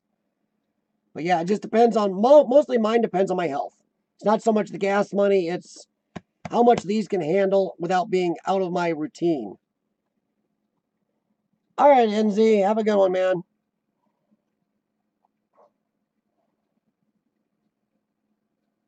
Oh, I Explore NC, you're right, man. Explore NC, you're dead on. It's crazy some of the artistic talent these people have with the graffiti. And I'm not knocking that. I mean, some of that is amazing, especially since a lot of them do it with spray cans.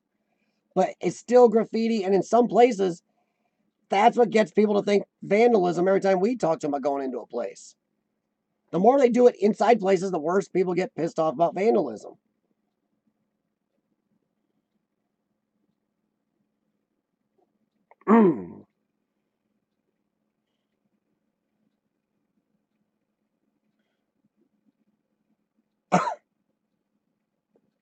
Yeah. Yeah, Steady Boy NZ, he's got a unique look at that stuff. Have a good one, Cindy. Yeah, Rogue, like I said, Sean and I have been looking for more in our local area because of his conditions due with his from being in battle and his job mixed between his two problems and my health. My health is much more shaky when it gets cool out. People are sick, people with illnesses. I'm deadly careful. There's a reason I'm going to the gym at 2, 3 a.m. now, so I can stay away from illness. So hopefully I can keep these puppies improving a little so I can go back out on the road more. Well, I try not to make an issue, Urbexy. I mean, I do want to inspire not only other people with my lung problem, but health problems maybe to get out there and do as much as possible as while you can. Um, there are a lot of edits, things I edit out of my footage that show it does hinder my progress. So for any explorer who's explored with me and put up with some of that, thank you very much.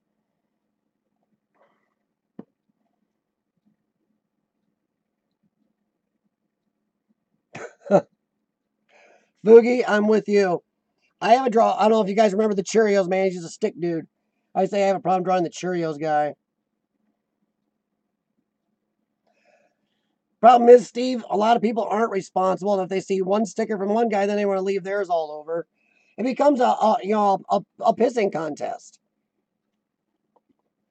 And Wayne's not the first person to tell me a lot of people in the UK have them, and it becomes like a pissing contest over there. One guy told me.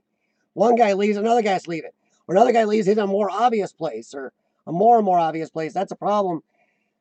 That's why I don't like marking too many places, and there are real urban exploring rules about where you can mark. And stickers are definitely a no-no in a lot of those main rules.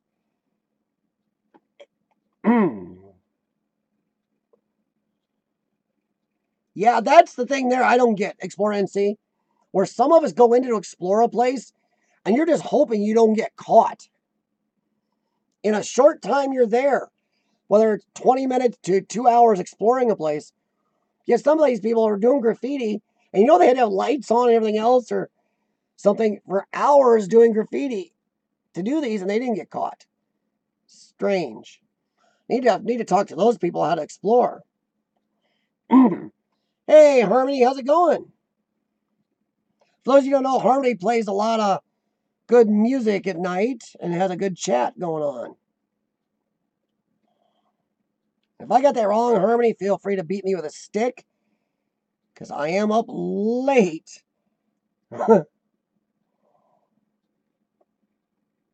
Special brands, spray paint. Really? I did not know that, Rogue. Really? There's different spray paint for graffiti? Whoa. That is crazy. Wow. I guess I never looked at the cans that close at Explore and see. Most of the ones I see just say Krylon on them. So I never looked. Not too bad, Harmony. Not too bad. Montana Black. Okay, I've never seen that. Urbexy, you're kind of right at times. Sometimes graffiti not overpowering or a certain picture in a right spot can definitely make a wow moment. You're like, whoa. See, now there's something Explore and see, yeah. Dude, I mean, these people are paying a lot to graffiti up somebody's property. That's kind of crazy. Really? Well, there's something I'm learning tonight that I did not expect to learn. I did not know there was different spray paint. Like I said, most ones I see just say Krylon. Or what's the other brand I see a lot of? I can't remember now. Plastic Coat?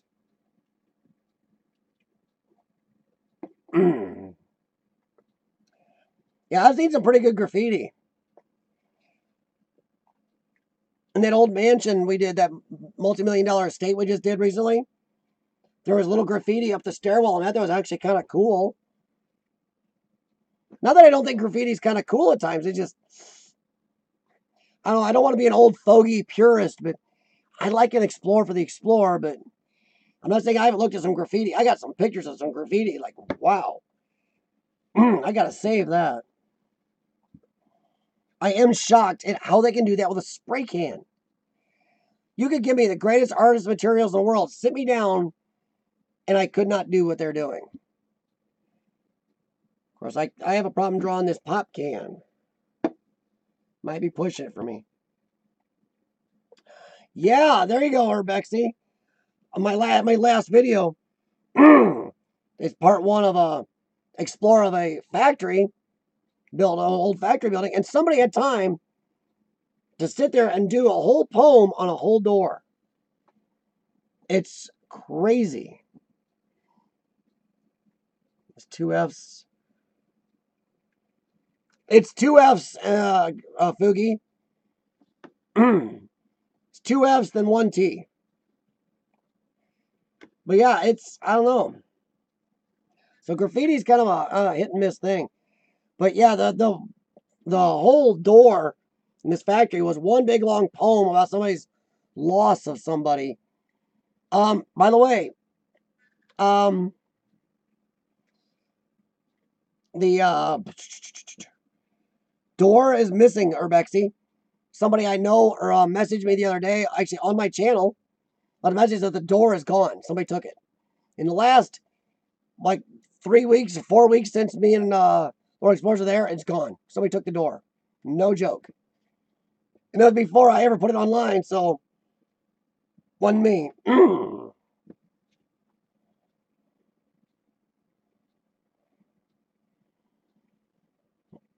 I don't think YouTube will whack me for having one DICK in my stream on my chat, will it? I don't want them to demonetize me again for no reason. Or say I should have had something in there, adults only. Nice. Graffiti TT? Well, I don't know. Yeah, Rogue does have. Rogue, we all know, anybody's watched any Rogue Explorations live streams knows he does have some skills with a paint can.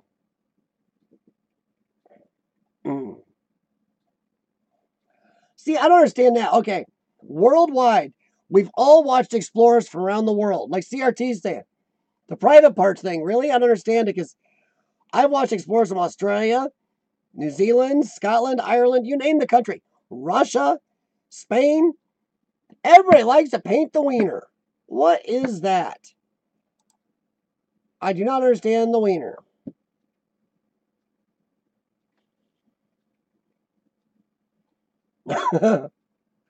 Red elephants. Yes, I do have an illness. The CF in my channel name isn't my name. It stands for cystic fibrosis. It's a degenerative lung condition that I have. That's why it's exploring with CF. I let other people my lung problem know you can still get out there even if it's slower and not as often as you'd like.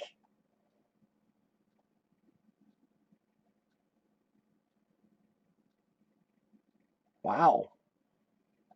It's pretty cool, Slayer. Yeah, being afraid of the Louvre. Now, see, that makes you wonder, Urbexy, who walked in and took the door? They walked in and took a door. Maybe it's the person that did the front did it. Oh, it's okay, Wayne. Not everybody knows everything like that, and I can put blocks on here too. It's not a big deal, Wayne. It's not like you guys come around here just cussing your butt off. And monetization is not my main reason not to have people say something on here. I've mentioned before, I have 3 or 4 young people with cystic fibrosis who watch my channel with their parents. So I've tried to, if you watch my earlier videos before I found that out, I was a little more mouthy myself. Then when I found out through, in the hospital, there's some younger CFers watching me, and a parent said something to me. I was like, ooh. So, I'm just always trying to, since these kids, I'm trying to show these kids that they don't have to give up and get out and do stuff. So I tried to clean it up a little after that. Hans gets to see flamethrower. Yeah, Rogue Exploration has a flamethrower show he does on his live stream sometimes when he gets bored. He likes to light potted plants on fire in almost his face.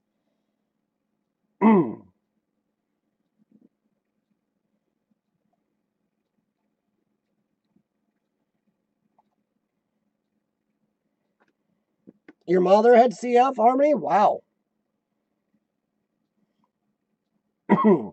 That's tough, Harmony.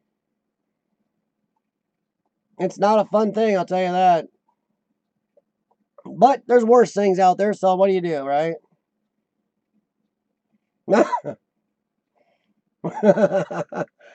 Oh,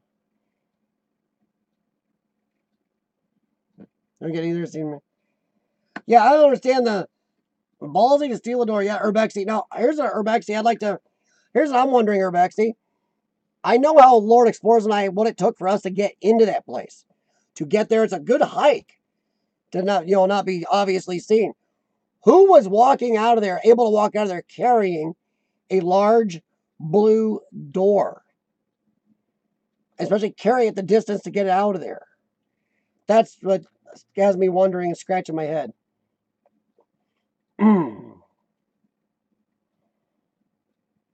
Go kids. That's your degenerative disease explorency. Go kids. Nice.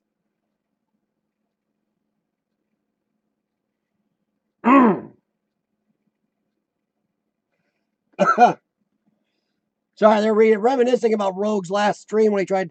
There's one stream where he tried to burn plant off the porch he was on. Oh, oh yeah. I'll explore and see. Yeah, my pancreas is weak as part of the lung problem. I take digestive enzymes every time I eat, and I'm not. There's an illness called CFRD, cystic fibrosis related diabetes. I don't have it yet.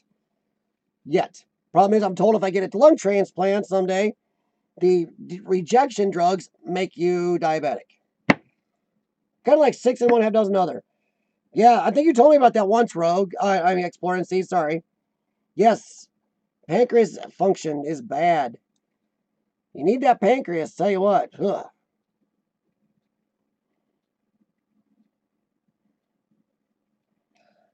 Well, I hope so, Rebecca. That's all I can hope for. Yes, it does explore and see. It really does. It sucks. It just totally sucks, man. Yeah, Rogue, they walked out of there with a big blue door. If you watch my last video, everybody, not saying for the views, just if you watch my last video, blue door, good sized blue door with a poem written all the way down it, is now gone. Somebody took the whole door. And this place wasn't easy to get into, so wow, they worked for that.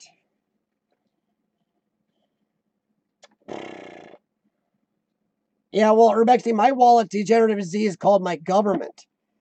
They like to tax everything right out of your wallet.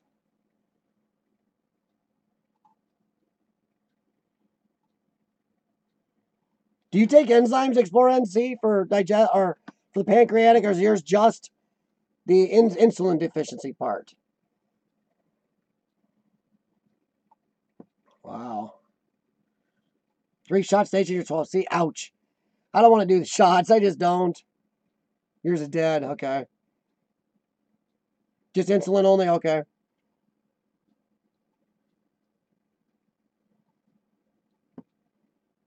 Mm. Okay. Yeah, mine. I don't do insulin. I'm not. Like I said, I'm not diabetes yet. Diabetic. And at my age, with my lung problem, well, lung and pancreas, whatever, it's good that I'm not yet.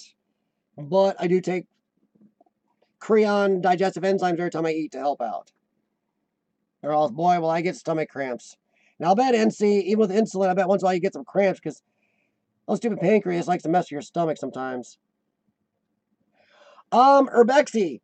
It's strange. Cystic fibrosis, diabetes, is a breed of its own. They call it 1.5. No joke. It's not pure 1 or 2. It's kind of a mix. So sometimes it's a weird balancing act, and honestly, I don't want it. So another reason for me to keep trying to avoid the transplant. So I'm hoping not to get it. But if you get a transplant, I guess 90% of the people, well, not 90, what's he say, 70, cute. Hard to keep track of all the numbers. 70 something percent of people that get a transplant at FCF get the diabetes. The rest don't.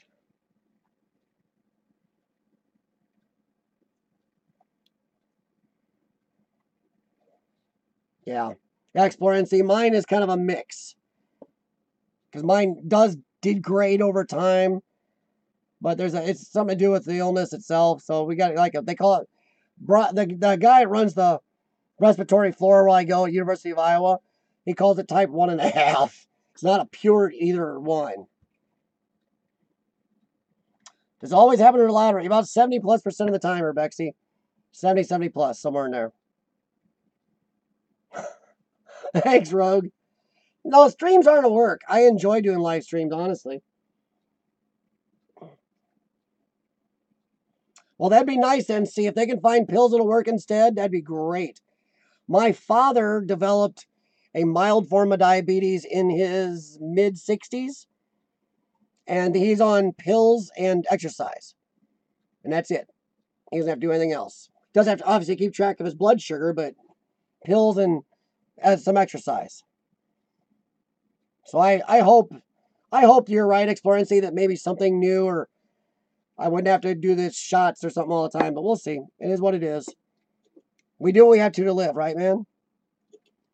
And kudos for you being out there, because that diabetes stuff, that'll mess you up. Your blood sugar rise low, rise and fall, and you're out exploring. Yeah. Yeah, the times they've had me do it with just poking. I can't imagine the actual shots. I know a lot of people with CF that get diabetes. I know we're off track here, guys. Sorry. Get the insulin pump, because ours is kind of goofy when we get it, so they want the pump.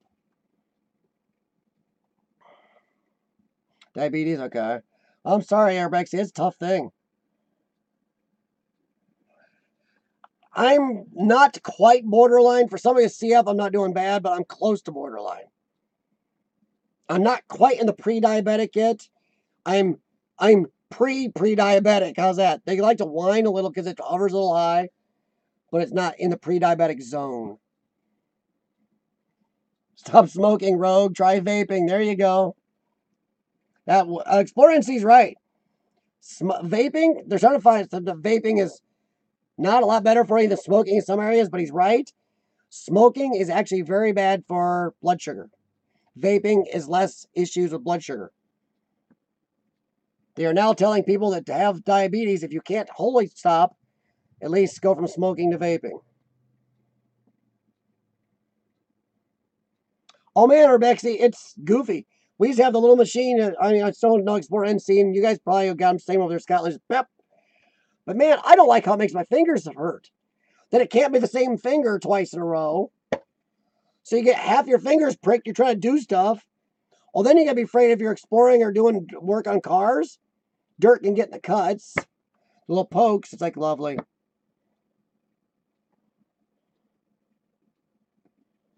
Well, my lungs, I don't do either smoke or vape. So we all pretty much agreed Josh and Cody's TV show, we will probably all give it a chance, but then maybe we can gather here if we get to see it, and then we can talk about it. I got a feeling if we do get to see it, we're not going to be overly happy. Hey, Wayne, have a good one, man. No, Wayne, I thank you for stopping in, man. I know what time it is over there. Thank you very much. That's why I've done some late night streams before here. So people from other countries get on, and they're like, dude, I get to catch you. Yeah. It's hard to find a average time. So again, I thank a lot of people coming in from other countries. Well,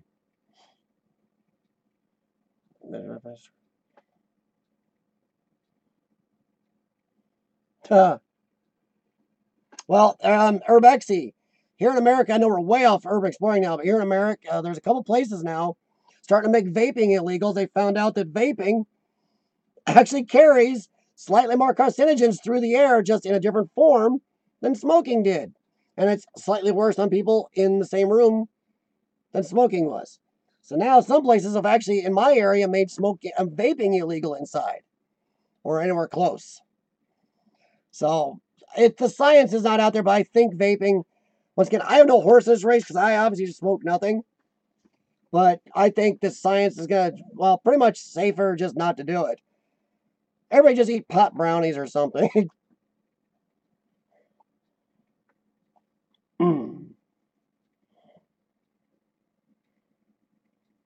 Now that something else I want to talk about, and this isn't, Urbex and I were chatting earlier. What does it take to get traction in YouTube anymore, besides clickbait? Um, it's it's been tough, and I'm honestly, my channel itself, my live streams, while are doing amazing.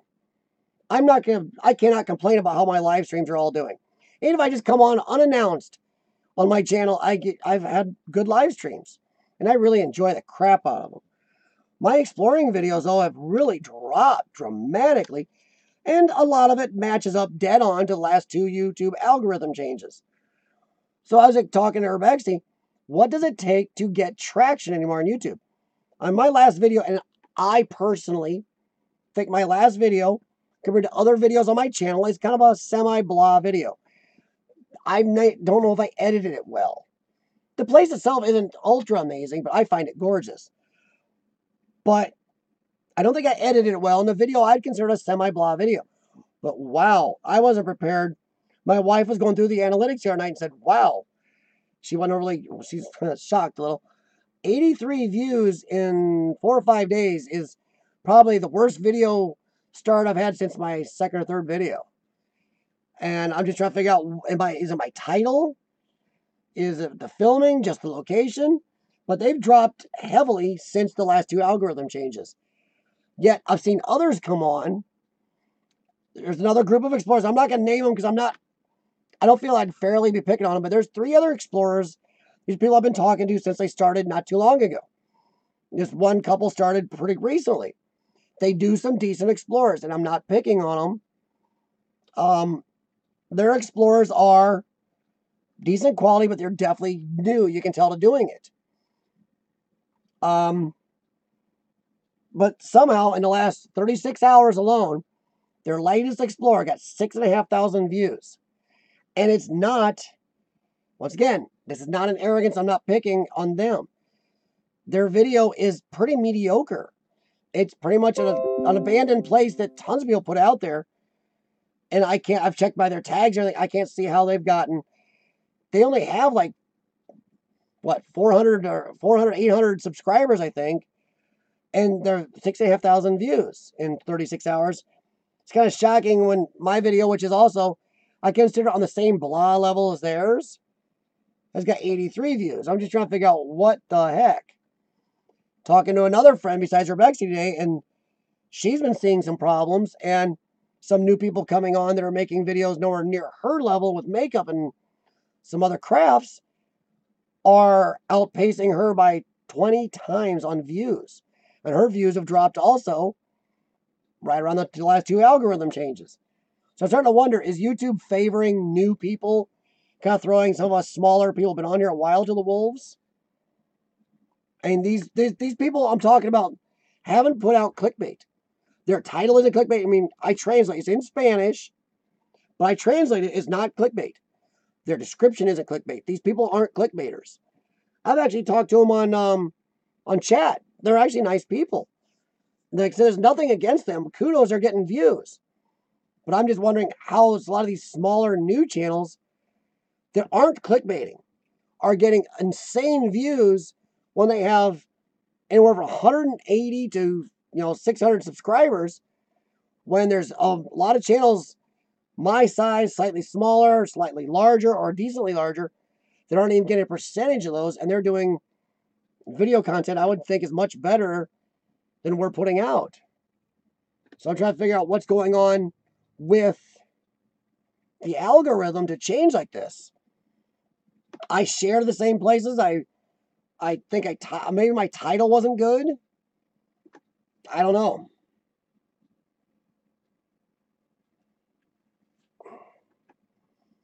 Yeah, I'll tell you what, NC, I was shocked. These are nice people. Once again, this is a very nice couple, and they do good videos, but they don't have the subscribers that do this anywhere near it. They have less than half what I do, subscriber-wise, and it 6,595 views in the last 36 hours. And that was like 7-8 hours ago. But if I check now, it's close to 7,000. it's just kind of what the heck. And it's pretty much an average title.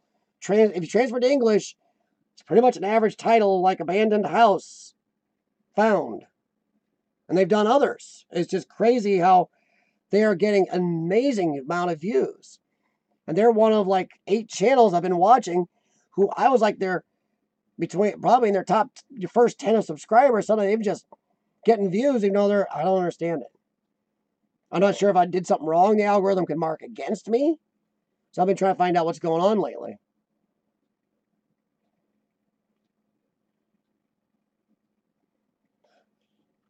Well, that's cool, Rogue. See, that's what I'm wondering. If there's some of us out there now, the mid, the low, some of us smaller channels, is there something we're doing that YouTube is marking against us or holding us back? We're not putting it out there. It's crazy. Because Rogue, by his own admission, says some of his content is mediocre. Some of your content's pretty good there, Rogue. But if you're getting out of stuff even you consider mediocre, then yeah, it does kind of make you scratch your head a little. But then you also got to say thank you, YouTube, from your angle.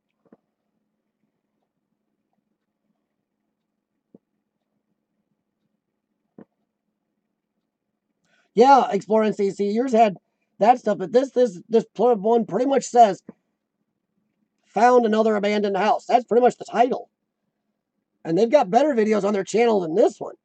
You know, for the last 4 or 5 videos have really hit some views. Anywhere from 3 to 8,000 views per vid. And I actually took a quick look. They only have 385 subscribers. There's no names, nothing fancy in that stuff. It's like, whoa. I share everywhere, Rexy. You know I do. If their viewers are sharing that lot, that's crazy.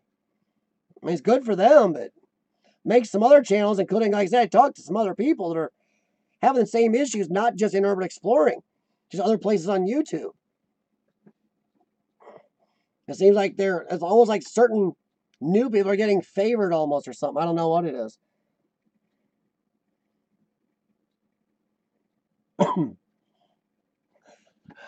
I will agree with that, CRT.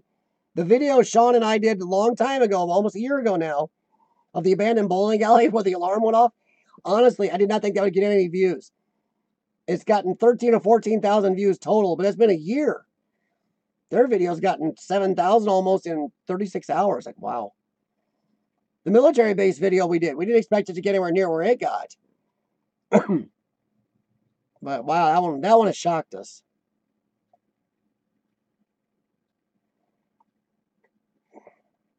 Yeah, I was just curious if anybody knew. If you get a chance to, you don't have to watch my video. Look at my titles on some of my videos. Let me know what you think. Because I really think titling is my weakest part. And titles to catch people. So I need to learn to do titling better. And to make sure my pictures are better for thumbnails too. My thumbnails are good when I have the right picture for it. Or do I need to put the faces in a lot of them like a lot of people do now? You know, the oh my gosh faces and little arrows everywhere and everything else. I try not to do that, but maybe I should. Because now come to think of it, the bowling alley video did have a caught face on it. Exactly, Rogue. Isn't that rough? You do a video you think is and it does amazing. You do a great video, and you're like, what the heck? There's a school video I did, of a school Sean and I did, and we really thought it would do good. It has been one of the lowest end videos. Only got like, after 7-8 months, I only got like 230 views. And it's like, what?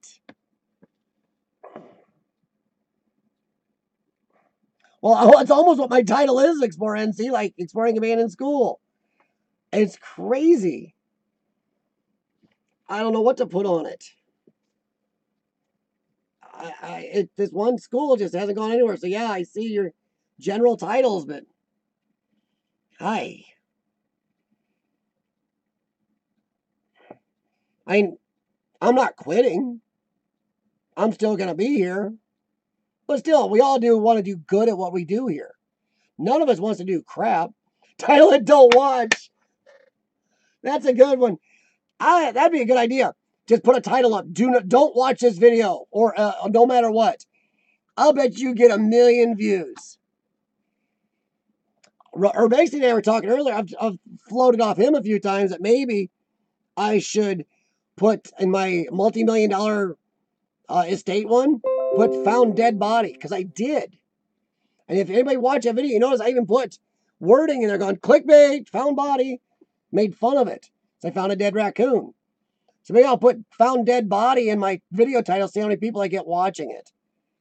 And if they bitch, I go, that's your own stupid fault. And see what the clickbait does for me.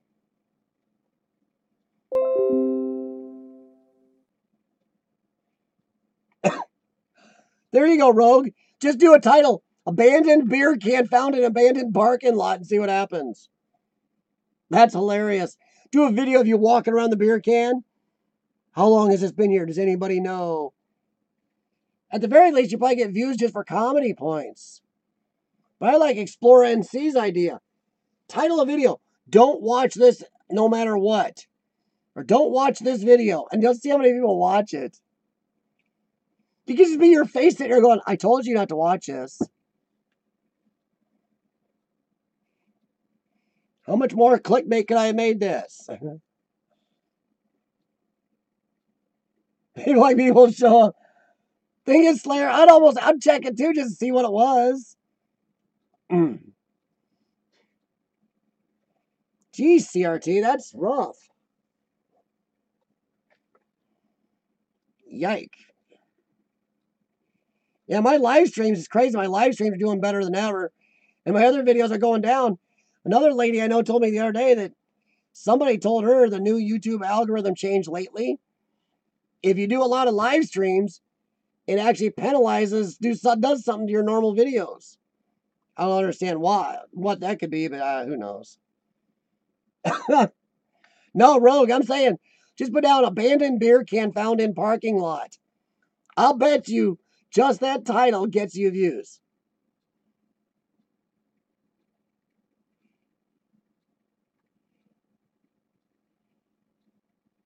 It's okay, Slayer. Well, there's a couple good titles right there. By the way, Xplore NC, I barely get any of your notifications anymore. Rogues, I only get his live streams, and not all the time. Sometimes I get them 4 or 5 hours late. It just Family of Fun, I never get theirs anymore. I get half of Jericho's. It's just weird. Well, yeah, they do because this is interactive. I know YouTube likes live streams. It's interactive. People are interested. And I know YouTube promotes live streams better too. For themselves, they throw it out there a lot. But yeah, I've been promoting mine a little more lately, and I haven't until recently, but I've been trying to a little more. I can see why they want live streams. It's interactive. It's something television can't do, and YouTube is trying to compete with television, everybody. They're competing for the view time. They're trying to suck it from TV onto here. So an interactive live stream is something TV can't offer. So they like you live streaming. Whether it's a live mobile explorer on an exploration or just doing this.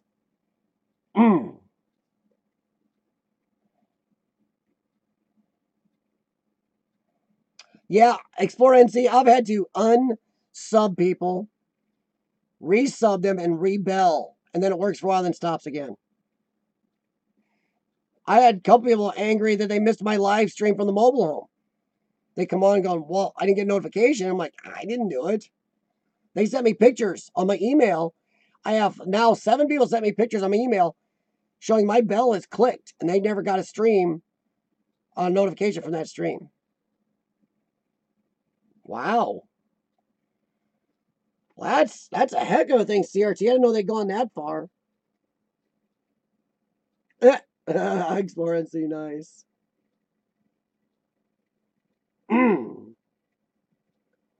Jeez. YouTube is trying to. The problem with YouTube compared to normal TV, you know, you got cable, satellite, broadcast TV, is the amount of time people watch. People watch a 30-minute to 1 hour or more TV show at a time on all those. YouTube, a lot of people take in bits. They watch it in a 3-minute to 30-minute bit here and there on YouTube. That's a lot of different view time difference and advertiser view time difference. Now, a live stream like this is on an hour, 2 hours, 3 hours, keeps people engaged longer. So that's why YouTube likes live streams.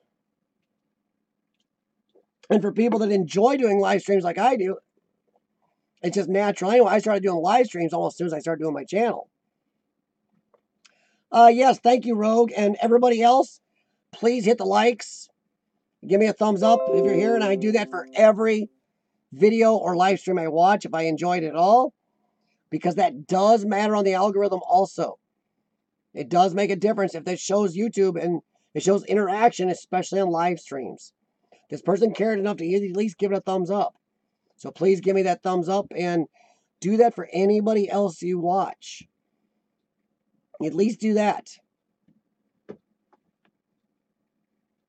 That Xplore NC, yes, exactly. We've talked about that before. Oh, no problem, Rogue. Have a good one, man. Dang, Rogue, I didn't know you had a daughter. Holy crap. See what you learn? Yeah, Xplore NC, we've talked about that before. Among the Unknown was doing an hour, up to an hour to 2 hour long videos for a while. He still does some decently long ones. They still like to do anywhere from 25 to 45-minute videos. But yeah, a lot of people don't watch long videos on YouTube, which may change if YouTube can start drawing that video audience over from TV. Mine are between probably 8 minutes and 20 minutes, about where mine are, NC. That's why I cut my last one, the warehouse, the video factory one, in half, because it was like 23 minutes when I was done, so we split it. I do think the second half is a little better than the first half, so we'll see how that comes out when I release it. Is it 10 minutes? Yeah, I try to cut mine back. Problem is you got an Explorer you spent anywhere from 2 to 7 hours in. It's hard to, what happened? Am I still on?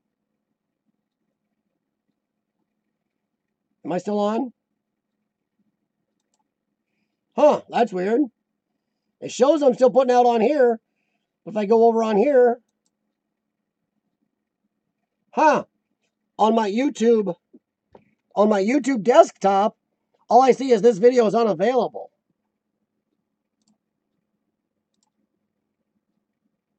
Sorry, I'm switching around trying to see what's going on. Well, that's weird. So everybody else can see me, but I can't see me. Well, that's interesting as heck. Huh. My timer up here is still going. Still shows that I'm streaming. But it says video unavailable, so I wonder if YouTube is... Hopefully YouTube's not going to delete this. Because it's acting like it's not even recording it. YouTube gods have shunned me. That could be, man. I have bashed YouTube a few times, but yeah, it says this video is unavailable and shows, well, an old snowy screen. I hope it's showing it. If not, that's ticky. I'm over my time anyway. I can stop, but wow. I'm a ghost, yeah. Slayer's going to check real quick for me. Huh. Uncool. Yes, my clock is still going. Elapsed time, 2 hours and 39 minutes, 15 seconds and counting. That would suck.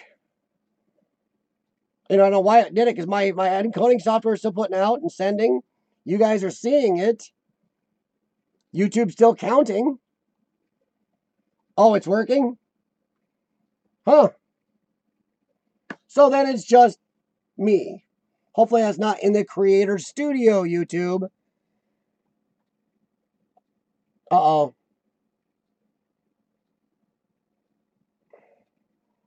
CRT says there's one unavailable for them. Nope, I'm good to go. Okay. Well, I'm still here. But if this is, I wonder if it's now. Now I gotta wonder, is YouTube still recording this? Or will it just cut off on the recorded version? Yay. You gotta love YouTube. Because there's no reason. It just suddenly blanked out on me. There's nothing here I can even look at. Interesting. Well, I'll go over to my encoding screen then. Unavailable for me. Uh-oh. So something's going on. Urbex and CRT says it's unavailable for them. Let me see what happens if I just call up my channel. Oh, boy. Oh, internal server error. That's not good. That's YouTube. Lovely. So, yes, it is an internal, what Xplore NC said. YouTube gods have spoken, everybody. I'm still here.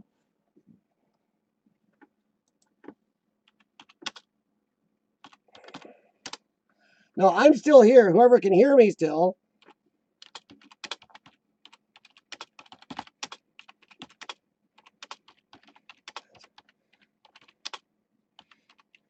Now you can see me type.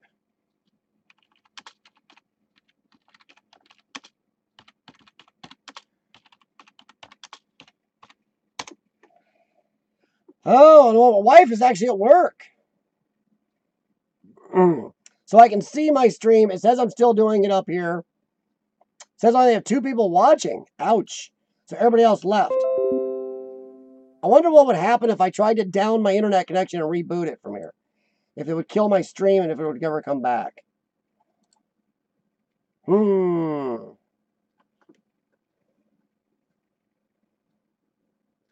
know what? If I end up leaving everybody here in a second, sorry. And good night and thank you, but I'm going to try this. Blame Jax. I would, but he's passed out. And some of you can still see me.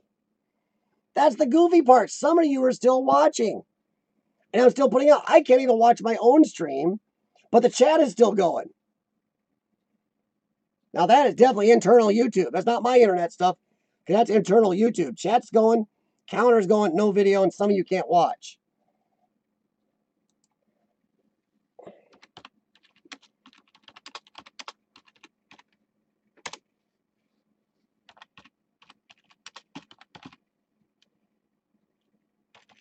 Sorry, typing for those that can't maybe see me, but still get the chat somehow.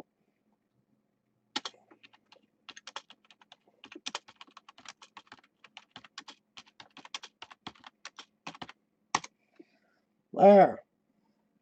Yeah, I understand. It just makes no sense. Oh no, trust me, Explorer. I say my wife was here. She has a habit of messing the stream up somehow. She'll tell you that. It says my stream health is great. But only 1 person's watching. Stream health, amazing. Then why do I have no video? But you're hang on. In case I go, thank you everybody for showing up. But I'm going to try hitting my internet connection. I'm going to disconnect and reconnect and see what happens. So let's see what happens. If I disconnect, it says, screw you, you're done. Sorry. There. Nope, didn't make a difference. I reconnected.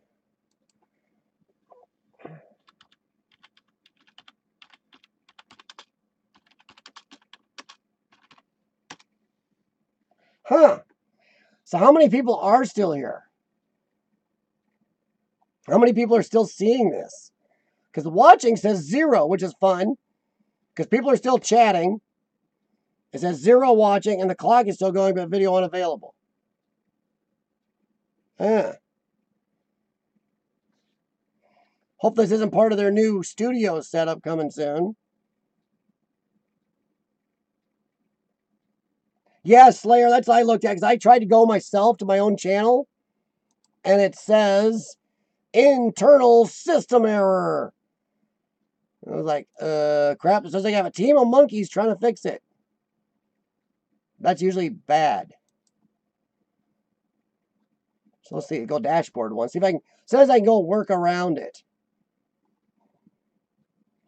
View channel. Let's see what that does. Nope, internal error. Team of highly trained monkeys are dispatched to fix it. Stupid monkeys. Yeah, it's not doing something. They won't even let me go to my channel now. I just tried going to my channel. Internal system error. It's like, uh-oh. I think NC's right. The YouTube gods themselves have struck me down. Yeesh. Well, YouTube, you strike me down, I'll become more powerful than you can possibly imagine. Now I'm kind of like behind the scenes. Ooh, it says one person is watching. Which, at least 2 of you are chatting. So it doesn't even know what it's doing anymore. It's gone nuts. Well, maybe on that note, since other people couldn't get back on, Urbexy got booted. A bunch of other people. When it happened, it let some people stay but booted others. Interesting. Sheesh. Let me see here. Curious. Let's see how many answer.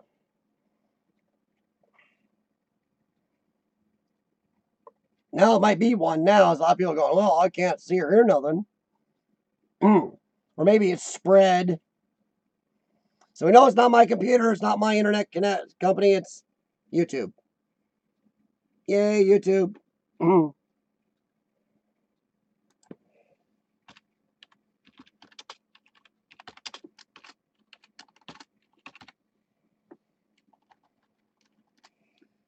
Yep, looks like it killed about everybody now. Well, on that note, guys, I'm going to get out of here. I don't know if this even makes the video. So I'm not even sure it's recording it anymore. Somehow the chat works, the timer works, but that don't. You know, I'm still sending.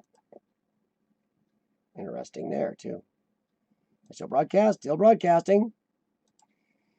What if I kick my encoding software back off? It'll do it. Yeah.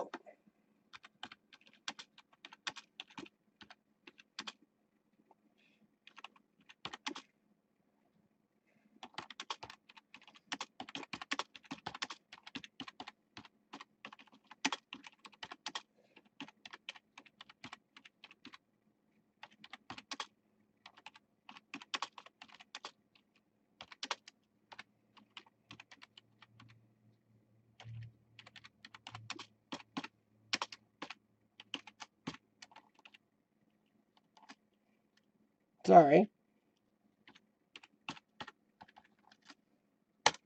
All right, everybody. If anybody can see that, I said, well, on this note, we'll end the stream. This unscheduled sign-off is sponsored by the idiots at YouTube. Thank you very much, guys. Hard to get watch time when YouTube keeps working against you. But I'll talk to you later. Maybe I'll try to come back on later tonight and chat with some of the people that couldn't make it to this stream because of their time zones. But until then, thanks everybody for showing up, if you're even seeing this. If not, talk to y'all later. And have a good night.